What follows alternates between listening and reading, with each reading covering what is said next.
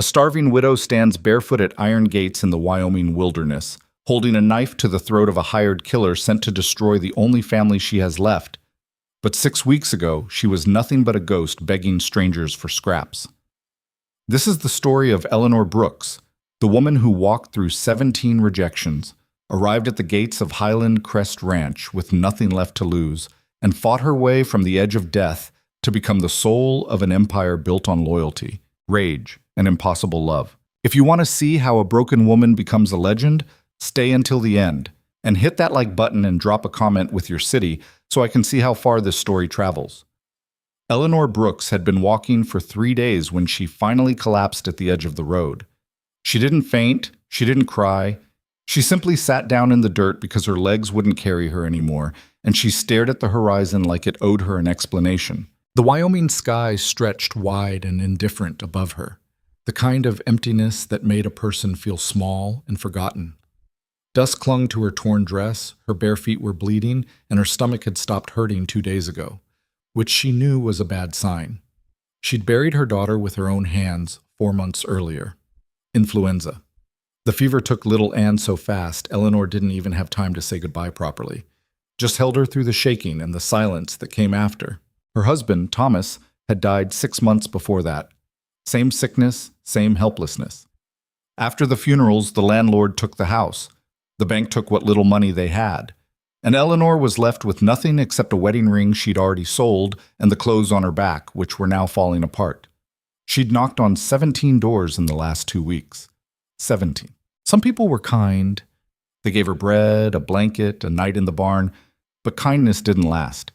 Pity wore out fast. And Eleanor was too proud to beg her way through life like a wounded animal. So she walked. She walked until her boots fell apart. Then she walked barefoot. She walked until the frontier swallowed her whole, until she couldn't remember what day it was or why she was still moving. And now, sitting in the dirt on the side of a nameless road, Eleanor Brooks realized she had finally run out of places to go. She closed her eyes. The wind moved through the grass. Somewhere far off, a hawk screamed. Then she heard it. Hoofbeats. Eleanor opened her eyes and saw a rider coming toward her from the west, moving fast. A man on a big bay horse, dust trailing behind him like smoke. She didn't move, didn't wave, just sat there and watched him approach, too tired to care whether he was help or danger. The rider slowed as he got closer, then pulled his horse to a stop a few feet away. He was tall, broad-shouldered, with dark hair and a face that looked like it had been carved out of stone and left out in the weather too long. Maybe 40, maybe older. Hard to tell with men like that. He looked down at her without expression. "You hurt?" he asked. His voice was flat. No warmth in it. Just a question. Eleanor met his eyes. "No." "You lost?" "No." "Then what are you doing sitting in the middle of the road?" Eleanor smiled, though there was no humor in it. "Resting." The man studied her for a long moment, his gaze moving from her torn dress to her bleeding feet to her hollow face. Then he looked past her, scanning the empty road behind her like he expected to see someone following. "Where are you coming from?" he asked. "East," Eleanor said. "Where are you headed?" "West." His jaw tightened. "That's not an answer. It's the only one I've got." The man exhaled through his nose, a sound somewhere between frustration and resignation. He swung down from his horse, moving with the kind of controlled efficiency that came from years of hard living. He stood in front of her, blocking the sun. "You running from something?" Eleanor shook her head. "No." "Running to something?" "Not anymore."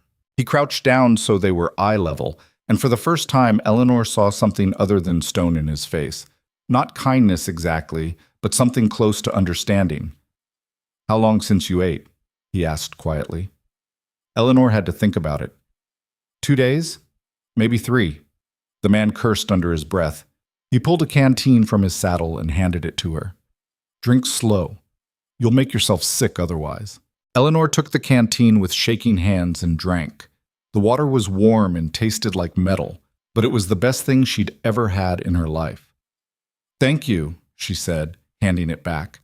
The man didn't respond. He just stood there, looking at her like he was trying to solve a problem he didn't want to deal with. "There's a town about 8 miles west," he said finally. Laramie. You can get help there. Eleanor shook her head. I've been to towns. They don't help people like me. People like you? Widows with no money and no family. She looked up at him. I'm not asking for charity. I just need work. What kind of work? Any kind. Eleanor's voice was steady. I can cook, clean, sew. I can read and write. I can handle livestock if I have to. I'm not fragile and I'm not helpless. I just need someone to give me a chance. The man was quiet for a long time. Then he said, I've got a ranch. Highland Crest, about 3 miles north of here. Eleanor's heart kicked against her ribs, but she kept her face calm. You looking for help? I wasn't. He paused. But I've got 2 daughters who've run off the last 4 women I hired to look after them. And the house is falling apart because I'm too busy keeping the ranch alive to manage it. Eleanor straightened. I can manage a house. Can you manage 2 little girls who'll make your life hell just to see if you'll quit? I raised a daughter, Eleanor said quietly, and I buried her. So no, I don't scare easy. The man's expression didn't change, but something shifted in his eyes. He stood up, brushed the dust off his knees, and looked down at her. Name's Caleb Whitmore, he said. If you want the job, you've got 30 days to prove you can handle it. I'll pay you room and board, and if you make it through the trial, we'll talk wages. Eleanor pushed herself to her feet, ignoring the way her vision swam. That's not charity? No, Caleb said. That's work. And if you can't do it, you're gone. Eleanor held out her hand. Then I'll take it. Caleb looked at her hand for a moment, then shook it. His grip was firm, rough, and brief. Can you ride? He asked. Not well. Good enough. He gestured toward the horse. Get on. We're burning daylight. Eleanor stared at the bay horse, which was enormous and looked like it could crush her without noticing. But she was too tired to argue and too desperate to care. Caleb helped her onto the horse, not gently, but not roughly either, then swung up behind her. His arm came around her waist to hold the reins, and Eleanor went stiff. Relax, Caleb said flatly. I'm not interested. Eleanor didn't know whether to be offended or relieved. She settled for neither and just held on as Caleb kicked the horse into motion. They rode north in silence. Mayak. Highland Crest appeared on the horizon like something out of a dream, or a nightmare, depending on how you looked at it. The main house was massive, built from dark timber and stone, with a wide porch that wrapped around the front and tall windows that stared out over the land like unblinking eyes. Behind it, the ranch stretched endlessly in every direction. Corrals, barns, bunkhouses, storage sheds, and miles of fencing that disappeared into the hills. It was beautiful in a brutal kind of way. The kind of place that had been carved out of the wilderness by force and held together by sheer will. Caleb stopped the horse in front of the house and dismounted, then helped Eleanor down. Her legs nearly buckled when her feet hit the ground, but she locked her knees and stayed upright through sheer stubbornness. Wait here, Caleb said, and walked up the porch steps. Eleanor stood in the dirt, staring at the house, and tried to process the fact that this was where she was going to live for the next 30 days, if she survived that long. The front door opened and Caleb stepped back out. Behind him, 2 girls appeared in the doorway.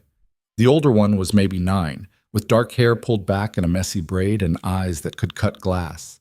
She wore a dirty dress and had her arms crossed, like she was already deciding Eleanor wasn't worth her time. The younger one was smaller, maybe 5 or 6, with pale blonde hair and a face so serious it looked carved. She held a stuffed rabbit that had seen better days and stared at Eleanor like she was looking at a ghost. Caleb gestured toward them. Martha, Lucy, this is Eleanor Brooks. She's going to be staying with us for a while. Martha's expression didn't change. How long? 30 days, Caleb said. Maybe longer if she can handle it. She won't, Martha said flatly. Lucy didn't say anything, just kept staring. Eleanor walked up the porch steps and stopped in front of the girls. She didn't smile, didn't try to be warm or friendly. She just looked at them the way she'd look at any other person. I'm not here to replace anyone, Eleanor said, and I'm not going to lie to you. I don't know if I'll make it 30 days, but while I'm here, I'll do my job and I won't treat you like you're stupid. Martha's eyes narrowed. You think that makes you different? No, Eleanor said. I think it makes me honest. Martha studied her for a long moment, then turned and walked back inside without another word. Lucy lingered for a second longer, still clutching the rabbit, then followed her sister into the house. Caleb let out a slow breath. That went better than I expected. Eleanor glanced at him.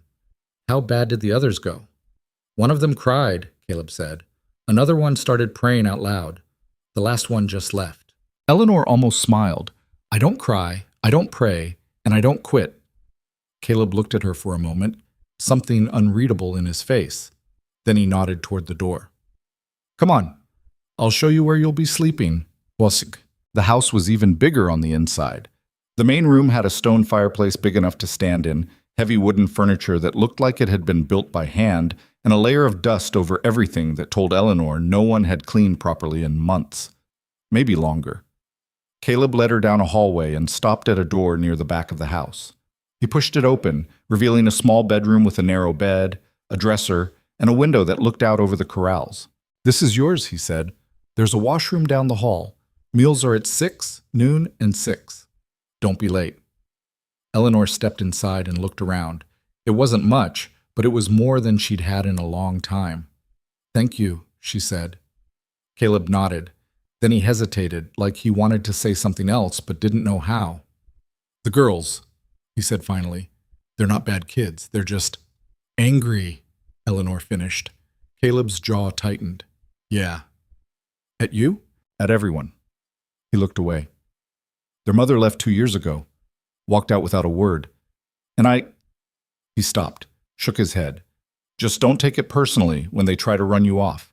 It's not about you. Eleanor met his eyes. I know what it's like to be angry at the world, Mr. Whitmore. I won't hold it against them.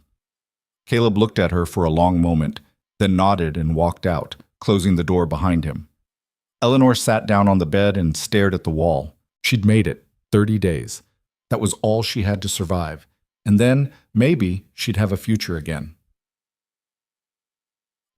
Dinner that night was a disaster. Eleanor came downstairs at 6 to find the kitchen in chaos. Caleb was standing at the stove, trying to cook something that smelled like it was already burning. Martha was sitting at the table, glaring at nothing. Lucy was on the floor, playing with the rabbit and ignoring everyone. Do you need help? Eleanor asked. Caleb didn't look up. No. It smells like something's burning. I know. Eleanor walked over to the stove, looked at the pan, and winced. Whatever he'd been trying to cook was now a blackened, smoking mess. Step aside, she said. Caleb turned to look at her. I said I don't need help. And I said step aside. Eleanor met his eyes. I'm here to work, Mr. Whitmore. Let me work. For a moment she thought he was going to argue, but then he stepped back, grabbed a towel, and moved out of the way. Eleanor took over. She salvaged what she could, threw out what she couldn't, and started over with what was left in the pantry. It wasn't much. Beans, dried meat, some half-stale bread, but she made it work. 20 minutes later, she set plates on the table. Caleb sat down without a word. Martha looked at the food like it might be poisoned. Lucy just stared at her plate. Eleanor sat down across from them and started eating. Nobody spoke. The silence stretched out, heavy and uncomfortable, until finally Martha said, This tastes weird. That's because it's seasoned, Eleanor said without looking up. The last lady didn't season anything. The last lady isn't here anymore. Martha's eyes narrowed. You think you're better than her? Eleanor met her gaze. I think I'm still here. Martha's face went red. She stood up, shoved her chair back, and stormed out of the room.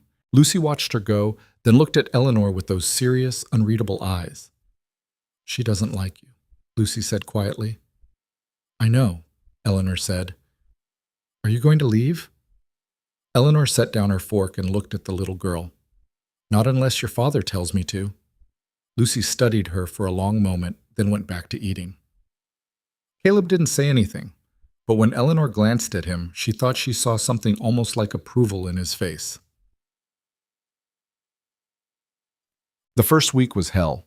Martha tested Eleanor at every turn. She accidentally spilled water on Eleanor's bed. She hid Eleanor's shoes. She told lies about things Eleanor supposedly said or did, then watched to see if Eleanor would crack. Eleanor didn't. She cleaned up the water without complaining. She walked barefoot until she found her shoes. And when Caleb confronted her about the lies, she just said, "Your daughter is angry. I'm not going to punish her for that." Caleb looked at her like she'd grown a second head. "Why not?" "Because punishment won't fix what's broken," Eleanor said. "Time will, or it won't. Either way, I'm not giving up on her yet." Caleb didn't respond. But the next day he stopped Martha before she could pull another prank and told her to knock it off. Martha glared at him. "Why do you care? She's just going to leave anyway." "Maybe," Caleb said, "but until she does, you're going to treat her with respect." Martha's face twisted. "You didn't make me respect the others." "The others didn't stay long enough to earn it." Martha turned and ran out of the room, slamming the door behind her. Eleanor watched her go, then looked at Caleb. "You didn't have to do that." "Yeah," Caleb said quietly. "I did." Lucy was different. She didn't fight, didn't test. She just watched. She followed Eleanor around the house like a shadow, silent and observant, clutching that old rabbit like it was the only thing keeping her alive. One afternoon, Eleanor was mending a shirt in the main room when Lucy sat down beside her on the floor. "What are you doing?" Lucy asked. "Fixing your father's shirt," Eleanor said. "He tore it on a fence." Lucy watched the needle move in and out of the fabric. "Can you teach me?" Eleanor looked at her. "You want to learn how to sew?" Lucy nodded. Eleanor handed her a scrap of fabric and a needle. "Start with this. Just practice making the stitches even." Lucy took the fabric carefully, like it was something precious, and bent over it with intense concentration. They worked in silence for a while. Then Lucy said, "My mother used to sew." Eleanor kept her hands steady. "Did she?" "She made me a dress once." Lucy's voice was soft. "It was yellow. I liked it." "What happened to it?" "She took it when she left." Lucy paused. "She took a lot of things." Eleanor didn't know what to say to that. So she just kept sewing, and Lucy kept practicing, and the silence between them felt a little less heavy than before. By the end of the second week, Eleanor had settled into a rhythm. She woke before dawn, started the fire, made breakfast. She cleaned the house, mended clothes, managed the endless chaos of keeping a ranch household running. She cooked 3 meals a day, washed dishes, scrubbed floors, and fell into bed every night so exhausted she didn't dream. It was hard work, brutal work, but it was honest, and it was hers, and for the first time in months, Eleanor felt like she had a purpose again. Caleb mostly left her alone. He spent his days out on the ranch, working from sunup to sundown, and came back every night covered in dust and exhaustion. He didn't talk much, didn't ask questions, just ate whatever Eleanor put in front of him, and disappeared into his office to deal with the endless paperwork that came with running a place like Highland Crest. But sometimes, late at night, Eleanor would hear him moving through the house, checking the doors, making sure the girls were asleep. And she realized that underneath all that stone and silence, Caleb Whitmore was a man holding his world together with both hands and praying it didn't fall apart. She understood that. She'd been doing the same thing for years. Botsak. On the 15th day, everything changed. Eleanor was in the kitchen, kneading bread dough, when she heard shouting from outside. She wiped her hands on her apron and walked to the window. Caleb was standing in the yard, facing down a man on horseback. The stranger was older, well-dressed, with the kind of polished arrogance that came from money and power. Eleanor couldn't hear what they were saying, but she could see the tension in Caleb's shoulders, the way his hands were clenched into fists. The stranger said something sharp, gestured toward the house, then turned his horse and rode off. Caleb stood there for a long moment, staring after him. Then he turned and walked back inside. Eleanor met him in the hallway. "Who was that?" Caleb's face was dark. "No one." Didn't look like no one. Caleb stopped and looked at her. For a moment, she thought he was going to tell her to mind her own business, but then he sighed and ran a hand through his hair. "That was Helen Ashworth's lawyer," he said. "My former mother-in-law." Eleanor's stomach sank. What did he want? "She's filing for custody of the girls." Caleb's voice was flat, but she could hear the rage underneath. "Claims I'm an unfit father. Says they'd be better off with her in Boston." Eleanor felt something cold settle in her chest. Can she do that? She's got money, influence. She can do whatever she wants. Caleb looked at Eleanor, and for the first time she saw something close to fear in his eyes. "And I don't know how to stop her." Eleanor didn't think. She just said, "Then we'll figure it out." Caleb blinked. "We?" "I'm not letting those girls get taken away," Eleanor said. "Not without a fight." Caleb stared at her. "Why do you care? You've only been here 2 weeks." Eleanor met his eyes. "Because I know what it's like to lose a family, Mr. Whitmore, and I'm not going to stand by and watch it happen to someone else." For a long moment, Caleb didn't say anything. Then he nodded slowly. "All right," he said quietly. "Then we fight." Bawad. That night, after the girls had gone to bed, Eleanor and Caleb sat at the kitchen table and went through every piece of documentation he had. Financial records, property deeds, letters from the girls' school, anything that might help prove he was a capable father. It wasn't much. "She's going to tear me apart in court," Caleb said, staring at the papers. "I've got no wife, no family support, and I'm barely keeping this place running. What judge is going to choose me over a wealthy socialite with a mansion in Boston?" "A judge who sees the truth," Eleanor said. Caleb laughed bitterly. "The truth doesn't matter when the other side has enough money to bury it." Eleanor leaned forward. "Then we make sure the truth is so loud they can't ignore it." Caleb looked at her. "How?" "We show them what Helen Ashworth really is," Eleanor said. "A woman who abandoned her daughter when she ran off, who's only interested in the girls now because she wants to control them. We show them that this ranch, this life, is what Martha and Lucy need, not some cold mansion where they'll be raised by servants and turned into perfect little dolls." Caleb was quiet for a long moment.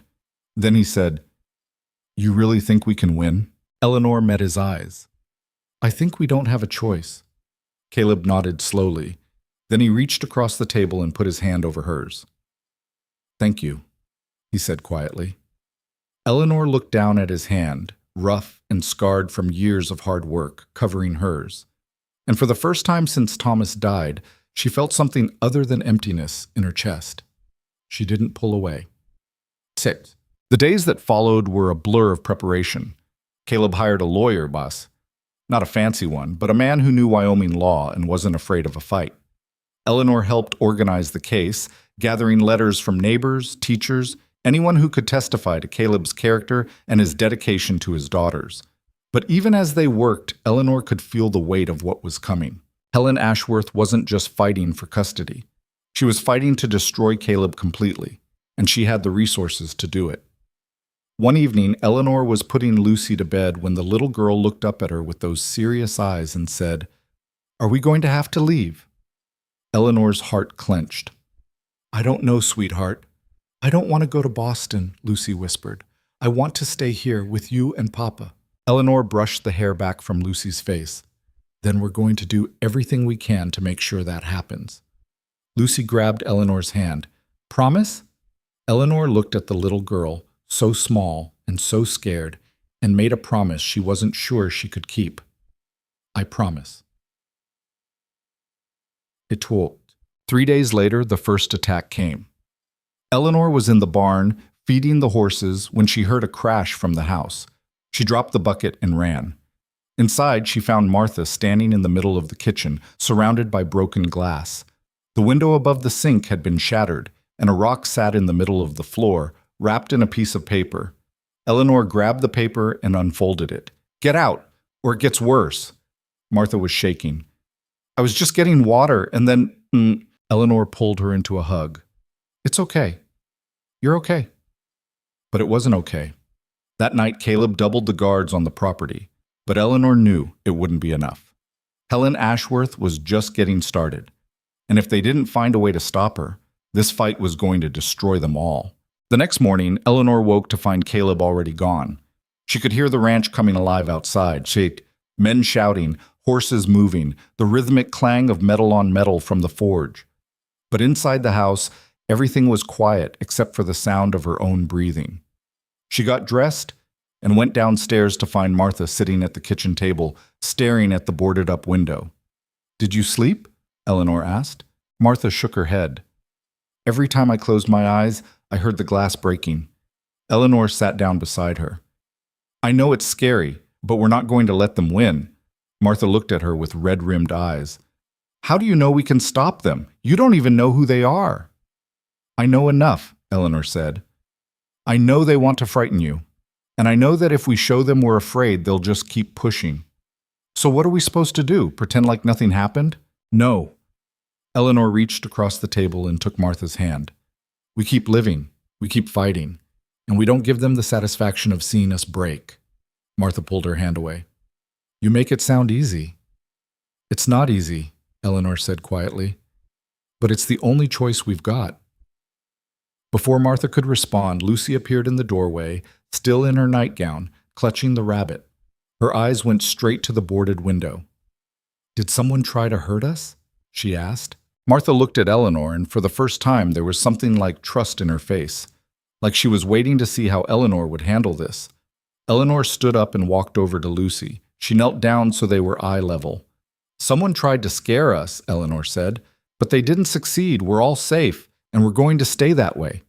Lucy's bottom lip trembled. Are they going to come back? I don't know, Eleanor said honestly, but if they do, we'll be ready. Lucy was quiet for a moment, then she said, I'm scared. Eleanor pulled her into a hug. I know, baby. Me too. Lucy wrapped her arms around Eleanor's neck and held on tight. And over the little girl's shoulder, Eleanor saw Martha watching them with something complicated in her face, something that looked almost like jealousy, but softer, lonelier. Eleanor held out her free arm toward Martha. Come here. Martha hesitated. Then she got up from the table and crossed the room, and Eleanor pulled her into the embrace too. The three of them stood there in the middle of the kitchen, holding on to each other like they were the only solid things left in the world. And maybe they were. The door opened and Caleb walked in. He stopped when he saw them, his expression unreadable. Everything all right? He asked. Eleanor looked up at him. We're managing. Caleb nodded slowly. Then he said, I need to talk to you. Outside. Eleanor disentangled herself from the girls and followed Caleb out onto the porch. The morning air was cold and the sky was that pale gray color that came right before sunrise. Caleb leaned against the railing and stared out at the ranch. One of my men quit this morning. Eleanor's stomach dropped. Why? Said he got an offer from another ranch. Better pay. Easier work. Caleb's jaw tightened. But I know the truth. Someone got to him. Paid him to leave or scared him off. Either way, I'm down a hand right before roundup. Can you hire someone else? Not easily. Word's already spreading that Highland Crest is in trouble. Nobody wants to work for a man who might lose everything in a custody fight. He turned to look at her. This is how she's going to do it. She's going to make it impossible for me to keep this place running. Then she'll point to the chaos and tell the judge I can't even manage a ranch, let alone raise 2 children. Eleanor crossed her arms against the cold. So we prove her wrong. How? I'm already stretched thin. If I lose any more men, then we work harder, Eleanor interrupted. We make sure this place runs better than it ever has. We show everyone that Highland Crest isn't falling apart. It's thriving. Caleb looked at her like she'd lost her mind. You think we can do that with a skeleton crew and a woman trying to destroy us from every angle? I think we don't have another option. Caleb was quiet for a long time. Then he said, You didn't sign up for this. I signed up for 30 days, Eleanor said, and I'm not done yet. Something shifted in Caleb's face. Not quite a smile, but close. You're stubborn as hell, you know that? I've been told. Caleb pushed off from the railing.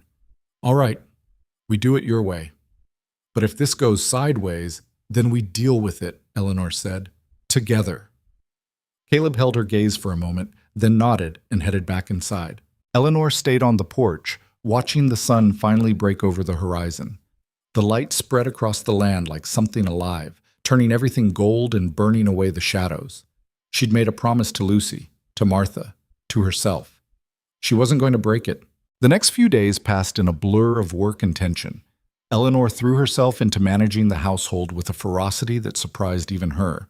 She reorganized the kitchen, restocked the pantry, scrubbed every surface until the house gleamed. She mended every torn shirt, patched every worn blanket, made sure the girls had clean clothes and full bellies. And slowly, almost imperceptibly, the house began to feel less like a battlefield and more like a home. Martha still tested her, but the tests were smaller now, less vicious, like she was looking for boundaries instead of trying to break through them. One afternoon, Eleanor was in the laundry room when Martha appeared in the doorway. "Can I help?" Martha asked. Eleanor looked up, surprised. "You want to help with laundry?" Martha shrugged. "I'm bored." Eleanor handed her a shirt. "Start with this. Make sure you wring it out completely before you hang it." They worked in silence for a while. Then Martha said, "Why do you care so much?" "About what?" "About us. About this place." Martha scrubbed at a stain with more force than necessary. "You could just leave. Find somewhere easier." Eleanor kept folding. "I could."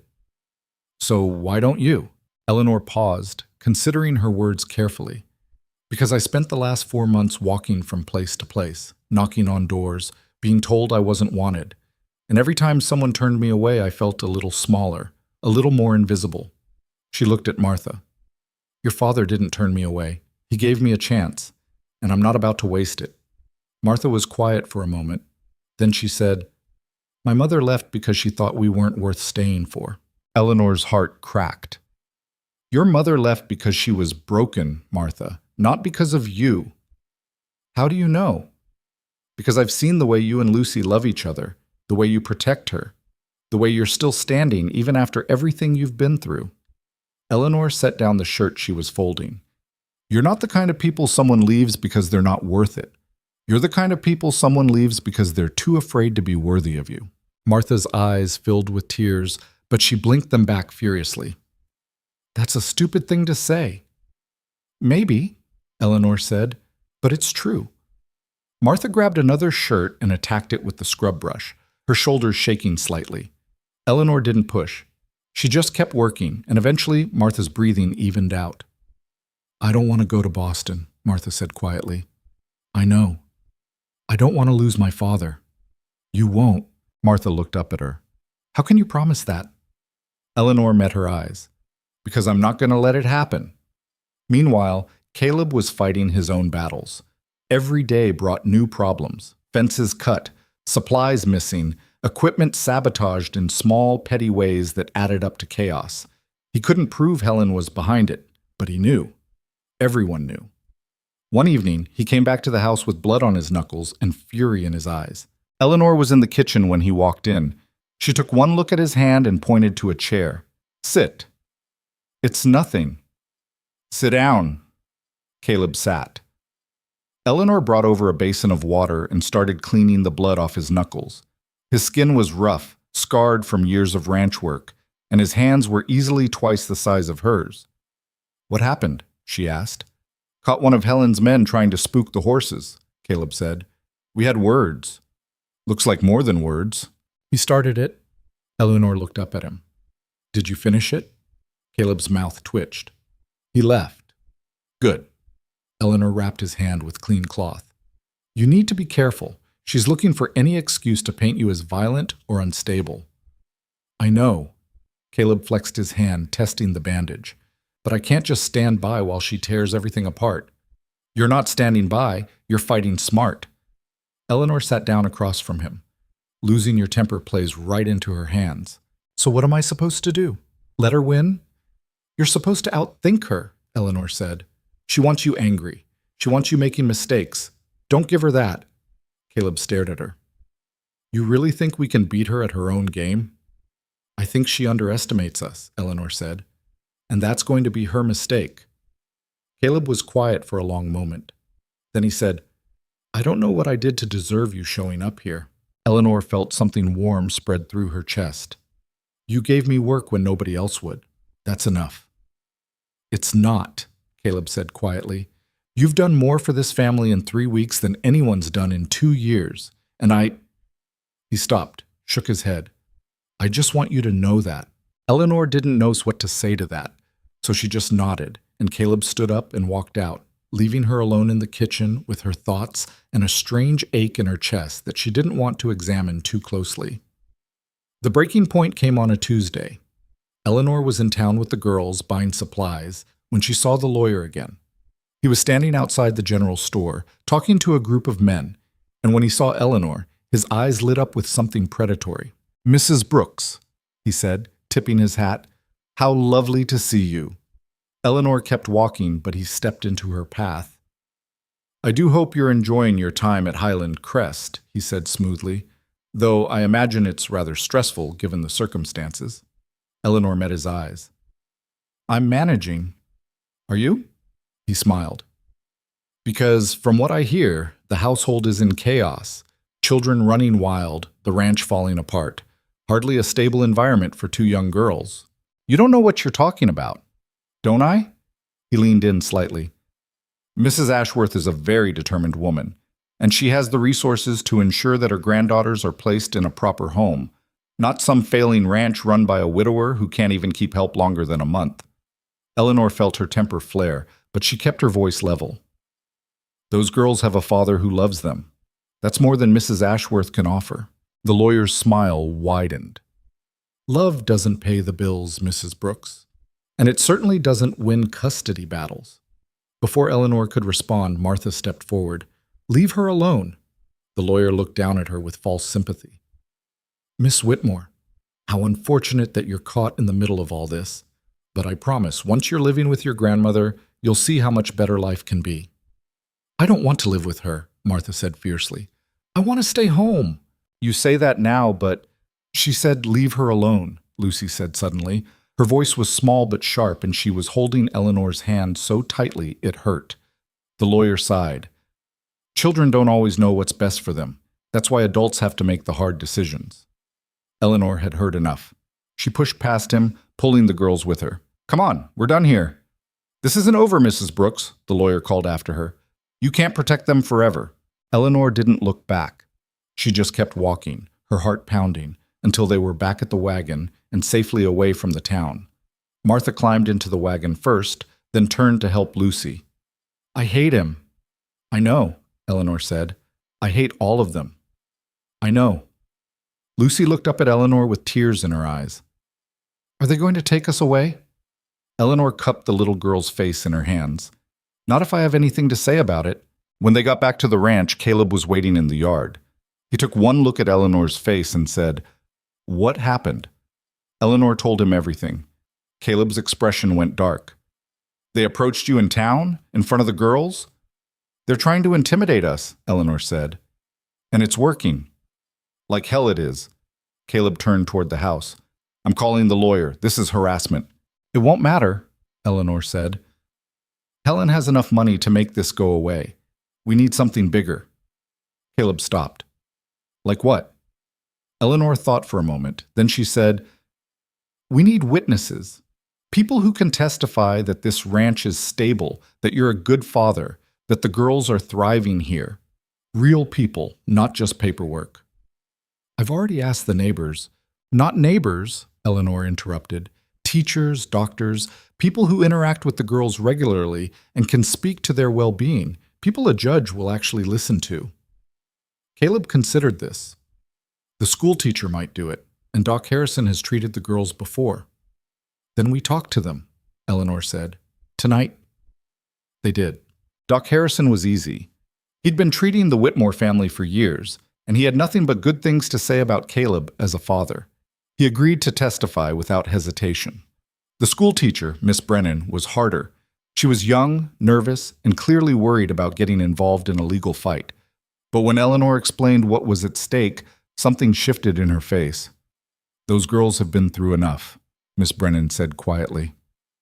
I'll do it. By the time they left town that night, Eleanor felt like they'd finally gained some ground. But Helen Ashworth wasn't done. 2 days later, Eleanor was working in the garden when she heard shouting from the barn. She dropped her tools and ran. Inside, she found Caleb on the ground, pinned under a fallen beam. One of the ranch hands was trying to lift it off him, but it was too heavy. Eleanor didn't think.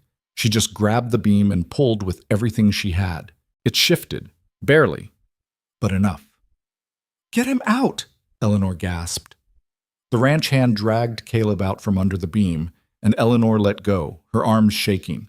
Caleb was breathing hard, his face pale. What the hell happened? Beam gave way, the ranch hand said. Looked like it was cut partway through. Caleb's expression went cold. Show me. The ranch hand pointed to the beam. Sure enough, there were saw marks along the base, hidden but deliberate. Someone tried to kill you, Eleanor said. Caleb pushed himself to his feet, wincing. or hurt me bad enough that I couldn't fight the custody case. This is insane, Eleanor said. We need to report this to the sheriff. Won't do any good, Caleb said bitterly.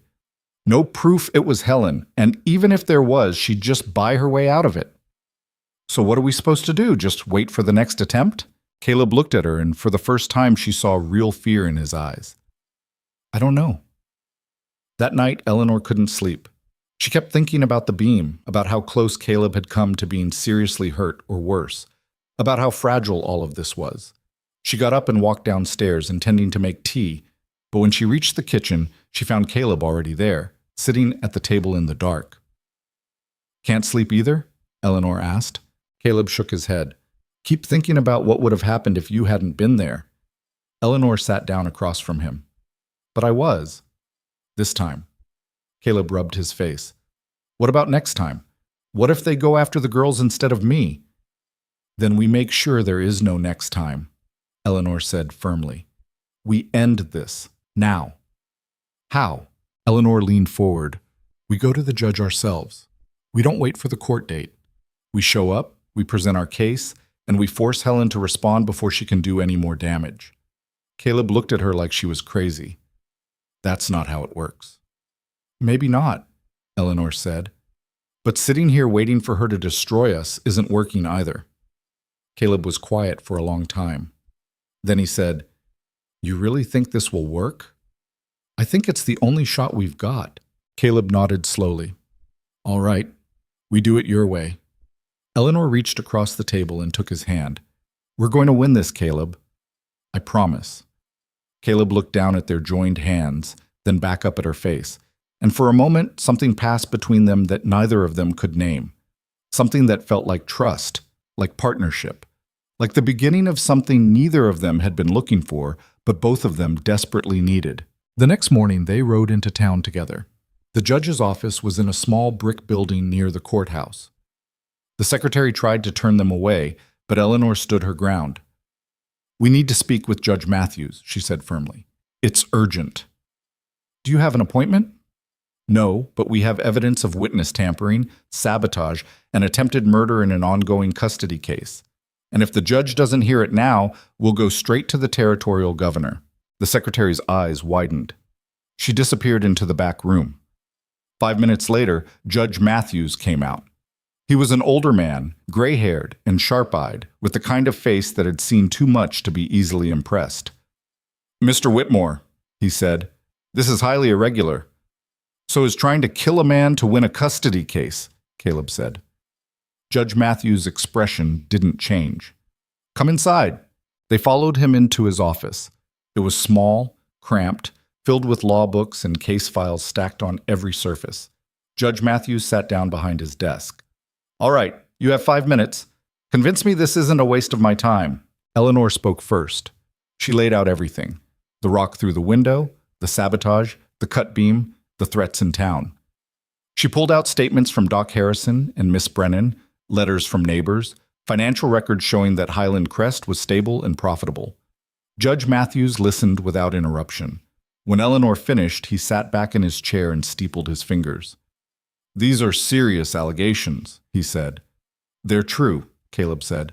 Can you prove Mrs. Ashworth was directly involved? No, Eleanor admitted, but the pattern is clear. Every incident began after she filed for custody, and the men involved have all been seen talking to her lawyer.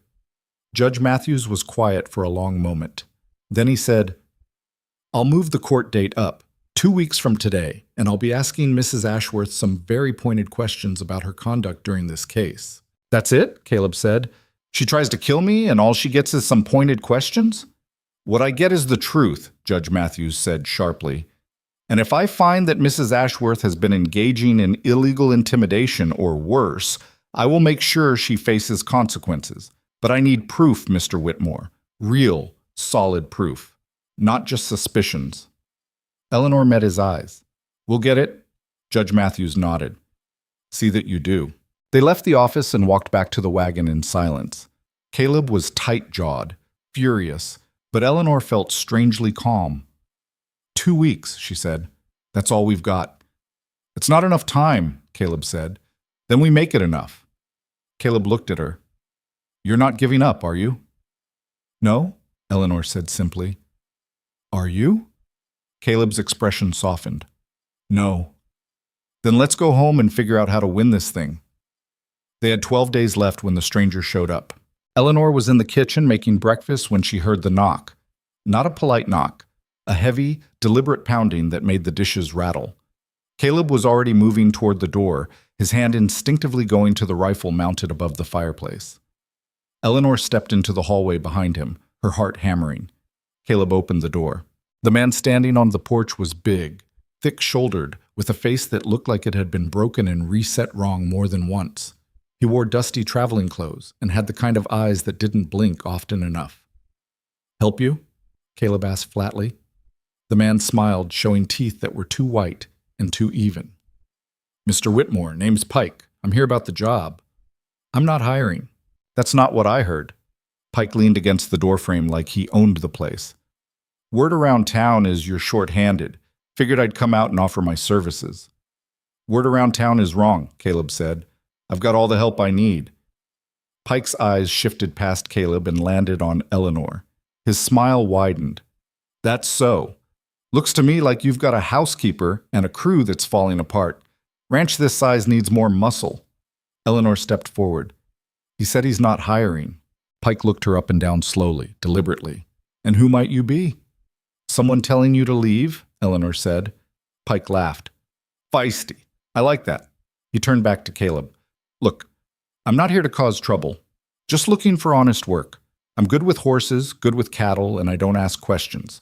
Seems like that might be valuable to a man in your situation. Caleb's jaw tightened. What situation would that be? The kind where a wealthy woman from back east is trying to take your kids. Pike shrugged. Like I said, word gets around. The air went cold. Caleb stepped out onto the porch, forcing Pike to back up. Who sent you? Nobody sent me. I just heard you might need... Who sent you? Caleb's voice was low and dangerous. Pike's smile finally faded. You're making a mistake, Whitmore. I'm offering help, and you're too proud to take it. But when things get worse, and they will get worse, don't say I didn't give you a chance. He tipped his hat toward Eleanor, turned, and walked back to his horse. Caleb stood on the porch until Pike rode off, then came back inside and locked the door. That was a threat, Eleanor said. I know. He's working for Helen. I know.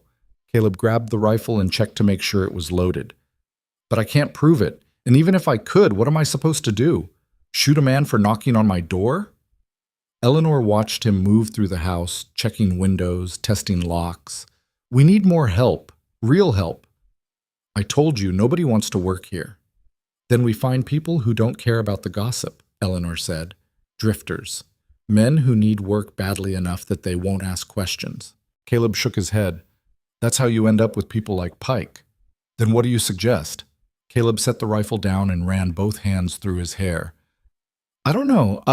I just... He stopped, his shoulders sagging. I'm out of ideas, Eleanor. Every move I make, she counters it. Every person I trust, she buys off or scares away. I feel like I'm fighting a war I can't win. Eleanor crossed the room and stood in front of him. Then we stop fighting her war and start fighting ours. What does that mean? It means we stop reacting to what she does and start forcing her to react to us. Eleanor's mind was racing now. She thinks we're weak. She thinks we're desperate. So we show her we're not. We show everyone we're not. How? Eleanor thought for a moment. Then she said, The autumn social. It's next week, right? Caleb blinked. The town social? What does that have to do with anything? Everything. Eleanor paced the room. Helen's whole case is built on the idea that you're an unfit father running a failing ranch with no support. But if we show up to that social with the girls looking like a real family, showing the whole town that Highland Crest is thriving, they'll see through it, Caleb interrupted. Everyone knows we're in trouble. Do they? Eleanor stopped pacing. Or do they know what Helen wants them to know? Gossip isn't truth, Caleb. It's just noise. And we can make our own noise. Caleb stared at her. You want to go to a social, in the middle of a custody battle, and pretend everything's fine. I want to go to a social and show everyone that everything is fine, Eleanor corrected. Because it is. The girls are healthy, the ranch is running, and you're doing everything a good father should do. The only thing that's broken is Helen's lies. So let's break them. Caleb was quiet for a long time. Then he said, "You're either brilliant or insane." "Maybe both." He almost smiled. "All right, we'll do it. But the girls will be perfect," Eleanor said. "Trust me." She didn't feel as confident as she sounded, but she'd learned a long time ago that confidence was just fear dressed up in better clothes. And right now, they needed all the better clothes they could get. The next few days were chaos. Eleanor threw herself into preparing for the social with the same intensity she'd brought to everything else. She mended the girls' best dresses, pressed Caleb's good shirt, and spent hours coaching Martha and Lucy on how to behave. "I don't see why we have to go," Martha complained. "Everyone's going to stare at us." "Let them stare," Eleanor said. "What matters is what they see when they do. They'll see that we're scared. Then we make sure that's not what they see." Eleanor knelt down in front of Martha. "I know you're frightened. I know this feels impossible, but we can't hide anymore. We have to show the world that we're not ashamed, we're not broken, and we're not going anywhere." Martha's eyes filled with tears. "What if it doesn't work?" Eleanor took her hands. "Then at least we tried. And that's more than most people can say." Lucy appeared in the doorway, clutching the rabbit. "Will there be cake at the social?" Eleanor smiled despite everything. "Probably." "Then I'll go," Lucy said simply. Martha wiped her eyes and stood up straighter. "Fine, I'll go too. But if anyone says anything mean, then you smile and walk away," Eleanor said firmly. "You don't give them the fight they're looking for." "That's not fair." "No," Eleanor agreed. "It's not. But it's smart." The day of the social arrived too quickly. Eleanor woke up with her stomach in knots, but she forced herself through the morning routine. Breakfast, dishes, getting the girls dressed. Martha's dress was dark blue, simple but well made. Lucy's was cream-colored with small flowers embroidered along the hem. Both girls looked beautiful and terrified. Caleb came downstairs in his pressed shirt and clean trousers, looking uncomfortable but presentable. He caught Eleanor's eye and said, "You look nice." Eleanor glanced down at herself. She'd chosen her least worn dress, a gray cotton thing that had seen better days but was still respectable. She'd pinned her hair back and scrubbed her face until it hurt. "Thank you," she said. "I mean it." Caleb's voice was quiet. "You look like you belong here." Something warm spread through Eleanor's chest, but she pushed it away. There wasn't time for whatever that feeling was. They took the wagon into town. The social was being held in the largest barn on the edge of the settlement, and by the time they arrived, half the county was already there. Music drifted out through the open doors, and Eleanor could see people milling around inside, talking and laughing. Caleb pulled the wagon to a stop and sat there for a moment, his hands tight on the reins. "We don't have to do this," he said. Eleanor looked at him. "Yes, we do." He met her eyes, nodded once, and climbed down. He helped the girls out first, then reached up for Eleanor. His hands were steady on her waist as he lifted her down, and for just a second they stood there close enough that she could feel the warmth of him through her dress. Then he stepped back, offered his arm to Martha, and they walked into the barn together. The reaction was immediate. Conversation stopped mid-sentence. Heads turned. People stared. Eleanor felt every eye in the room land on them like a physical weight.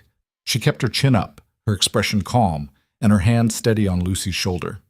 Caleb led them through the crowd toward the refreshment table, nodding politely to people as they passed. Most nodded back, though their faces were carefully neutral. A few turned away entirely. Then Eleanor saw her. Helen Ashworth stood on the far side of the barn, surrounded by a cluster of well-dressed women who looked like they'd never done a day's hard work in their lives. She was exactly what Eleanor had expected: tall, elegant, dripping with jewelry and contempt.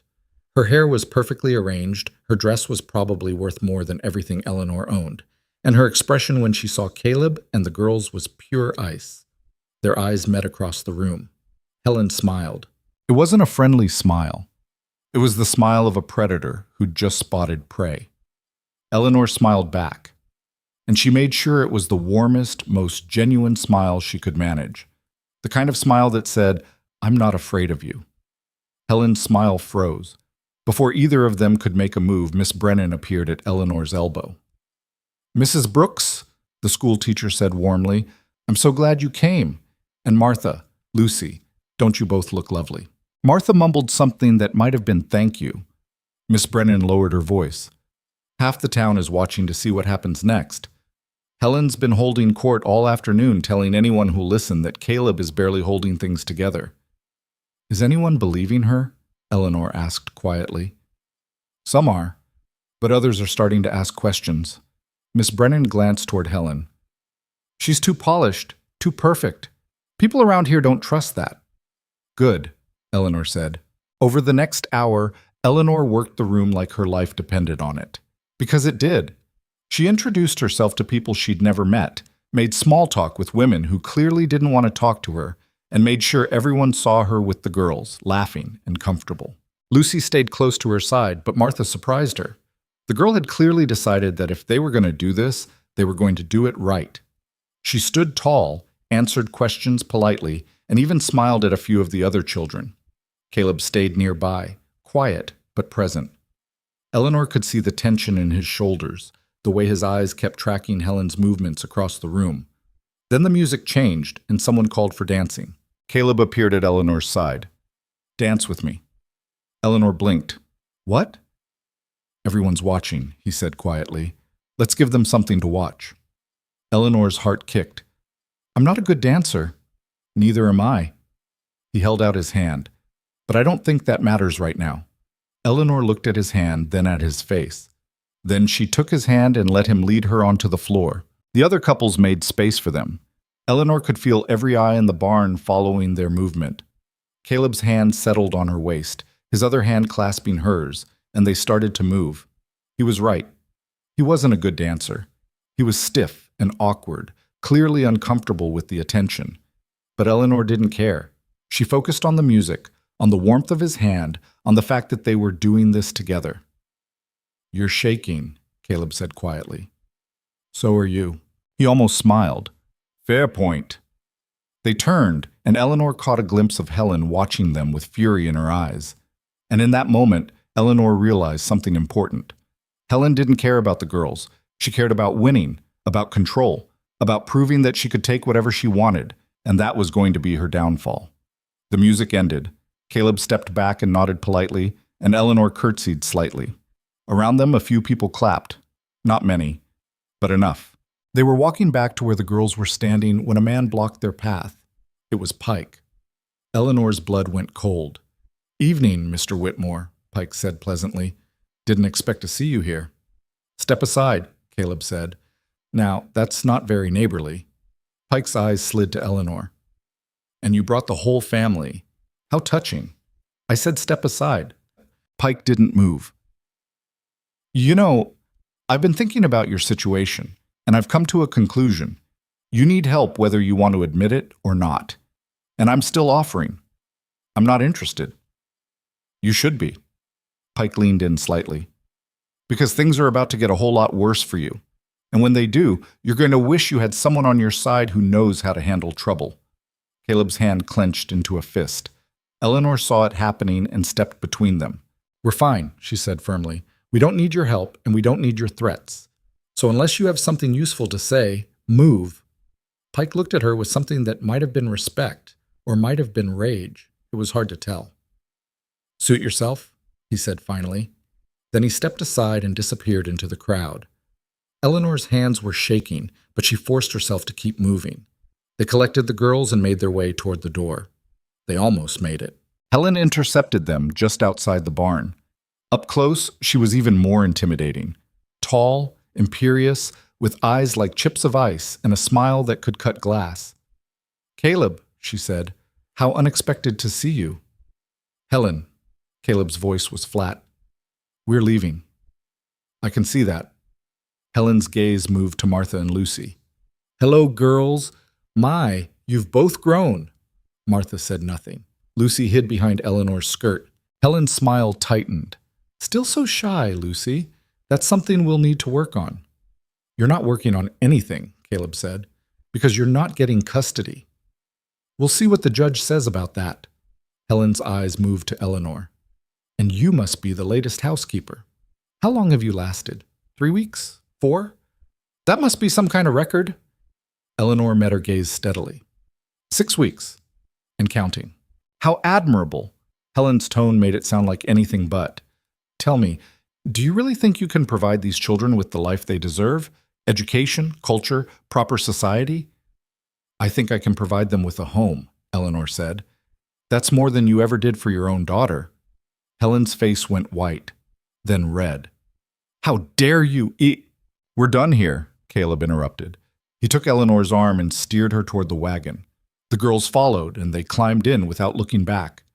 As they pulled away, Eleanor glanced over her shoulder and saw Helen standing in the middle of the road, watching them leave with murder in her eyes. That went well, Eleanor said dryly. Caleb let out a sound that was half laugh, half groan. You just declared war on one of the most powerful women in the territory. She declared war on us first, Eleanor said. I just returned fire. Martha leaned forward from the back of the wagon. You were amazing. Eleanor turned to look at her. What? Back there, with that awful woman. Martha's eyes were shining. You didn't back down. You just looked her in the face and told her the truth. Someone had to, Eleanor said. I'm glad it was you, Lucy said quietly.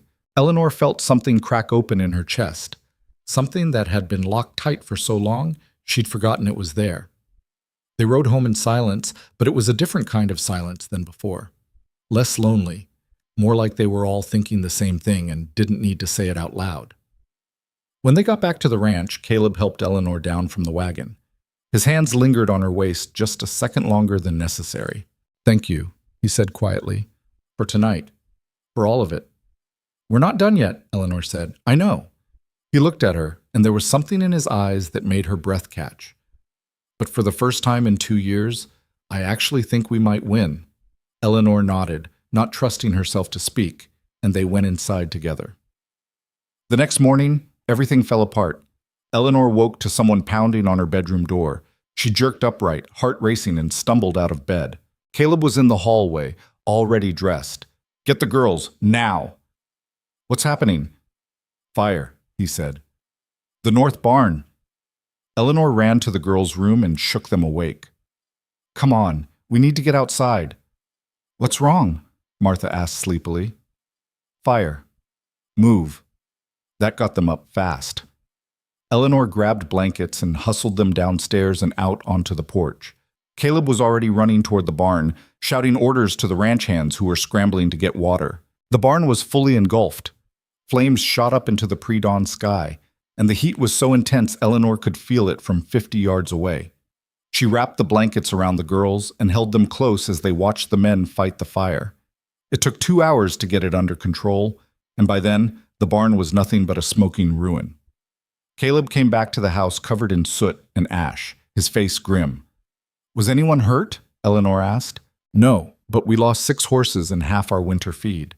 He looked at the wreckage, and it wasn't an accident. Eleanor's stomach dropped. How do you know? Because someone poured kerosene around the foundation and lit it in 3 different places. He turned to look at her. This was deliberate. Someone tried to destroy us. Pike, Eleanor said. Probably, but I can't prove it. Caleb's hands were shaking with rage. And even if I could, what's the sheriff going to do? Helen will just say it was an accident or blame it on a drifter.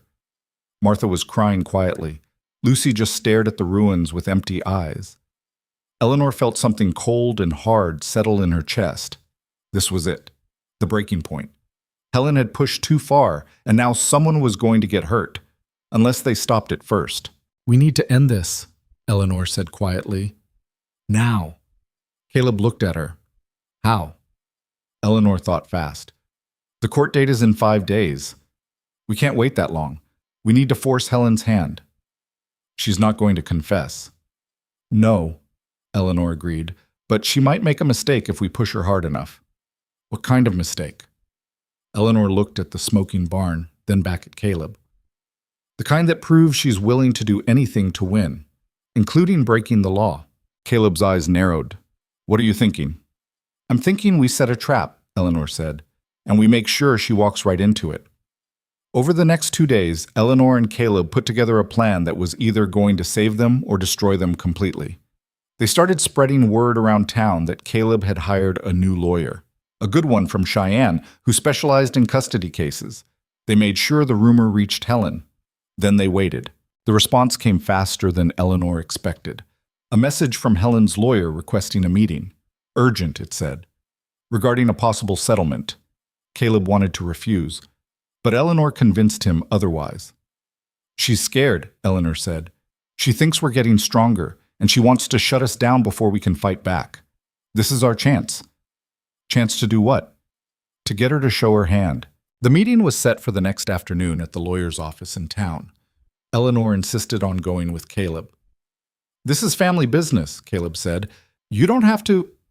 I'm part of this family, Eleanor interrupted, whether you like it or not. Caleb looked at her for a long moment, then he nodded. All right, we go together. They left the girls with Doc Harrison's wife, who'd agreed to watch them for the afternoon, and rode into town. Helen's lawyer was waiting for them in his office, along with Helen herself. She sat in a leather chair like it was a throne, her expression cold and composed. Caleb, she said, thank you for coming. Let's skip the pleasantries, Caleb said.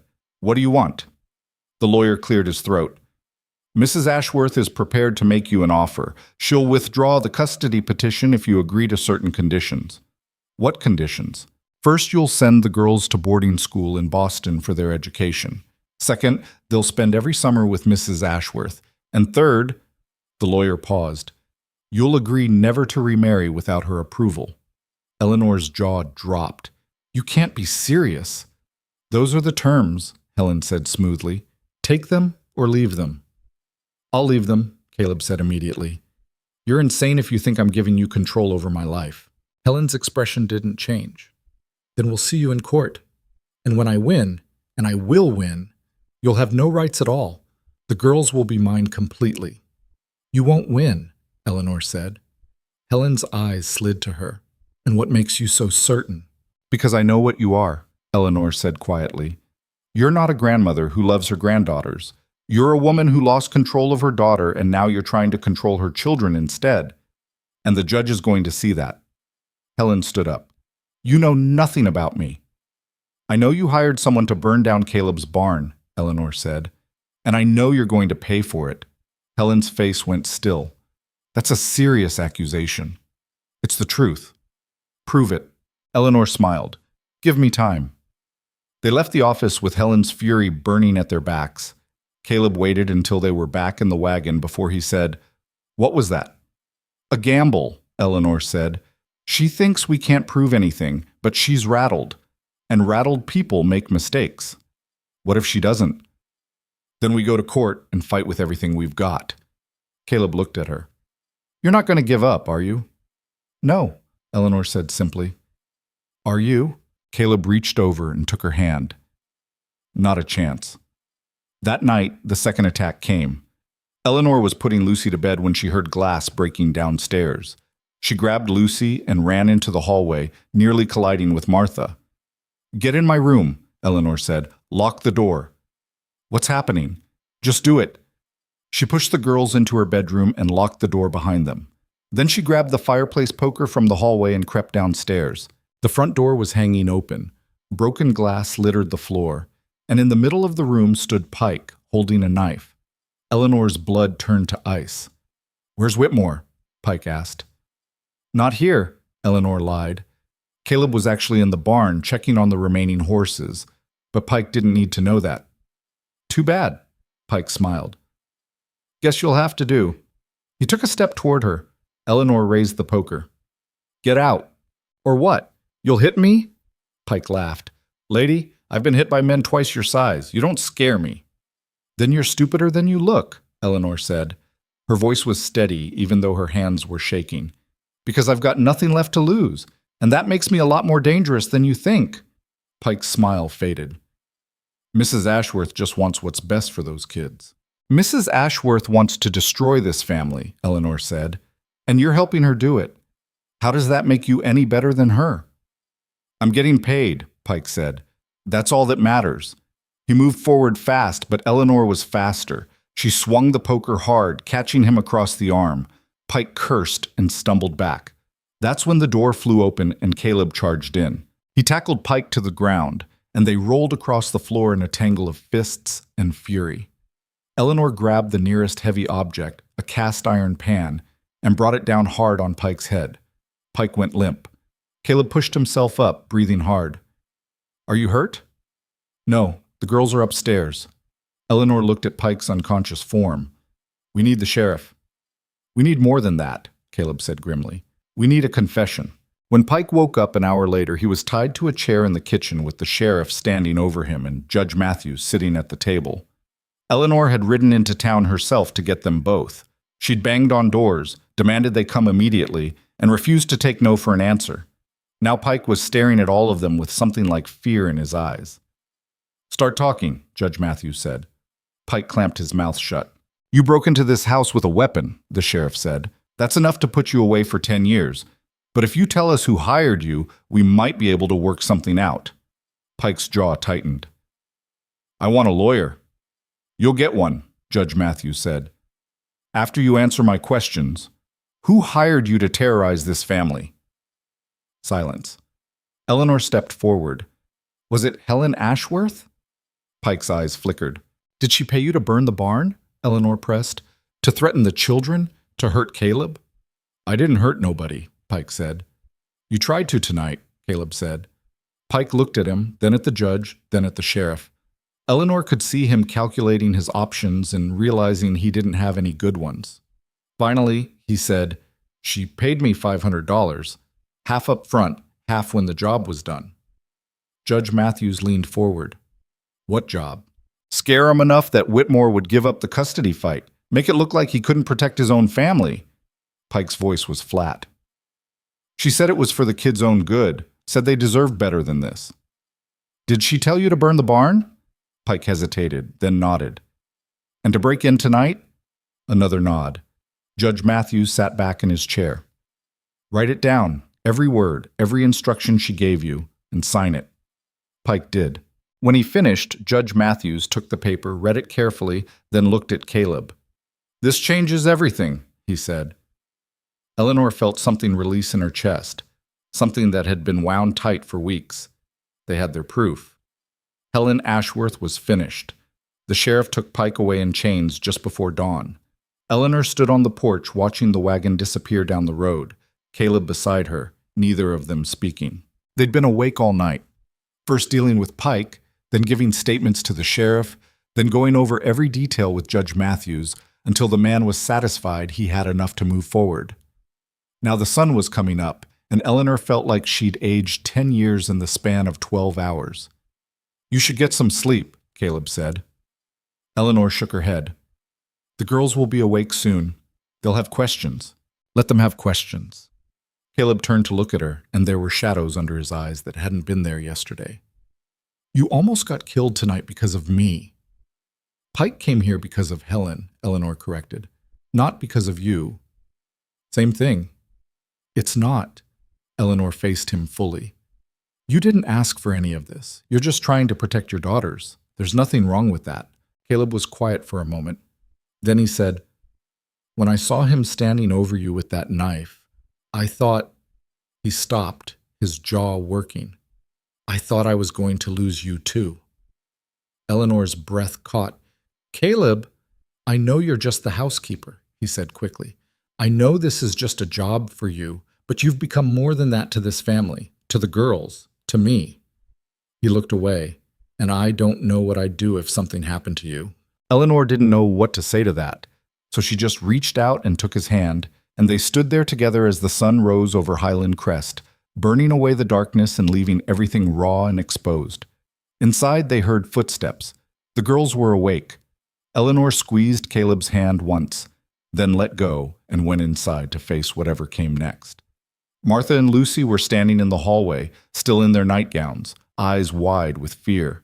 "We heard shouting," Martha said, "and breaking glass. What happened?"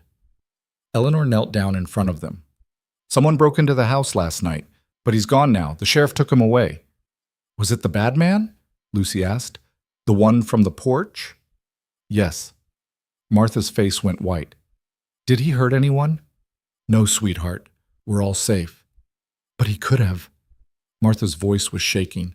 "He could have hurt you or Papa or—" Eleanor pulled her into a hug. But he didn't, and he's not coming back. Lucy pressed against Eleanor's side. I'm scared. I know. Eleanor held them both. I'm scared too. But we're together, and that's what matters. Caleb appeared in the doorway.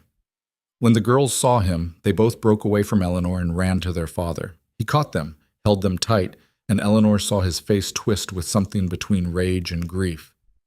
It's going to be okay, he told them. I promise. Eleanor hoped he was right. 2 days later, Helen's lawyer showed up at the ranch. Eleanor saw him coming from the kitchen window and called for Caleb. They met him at the door together, a united front. The lawyer looked older than he had at the office, more worn down.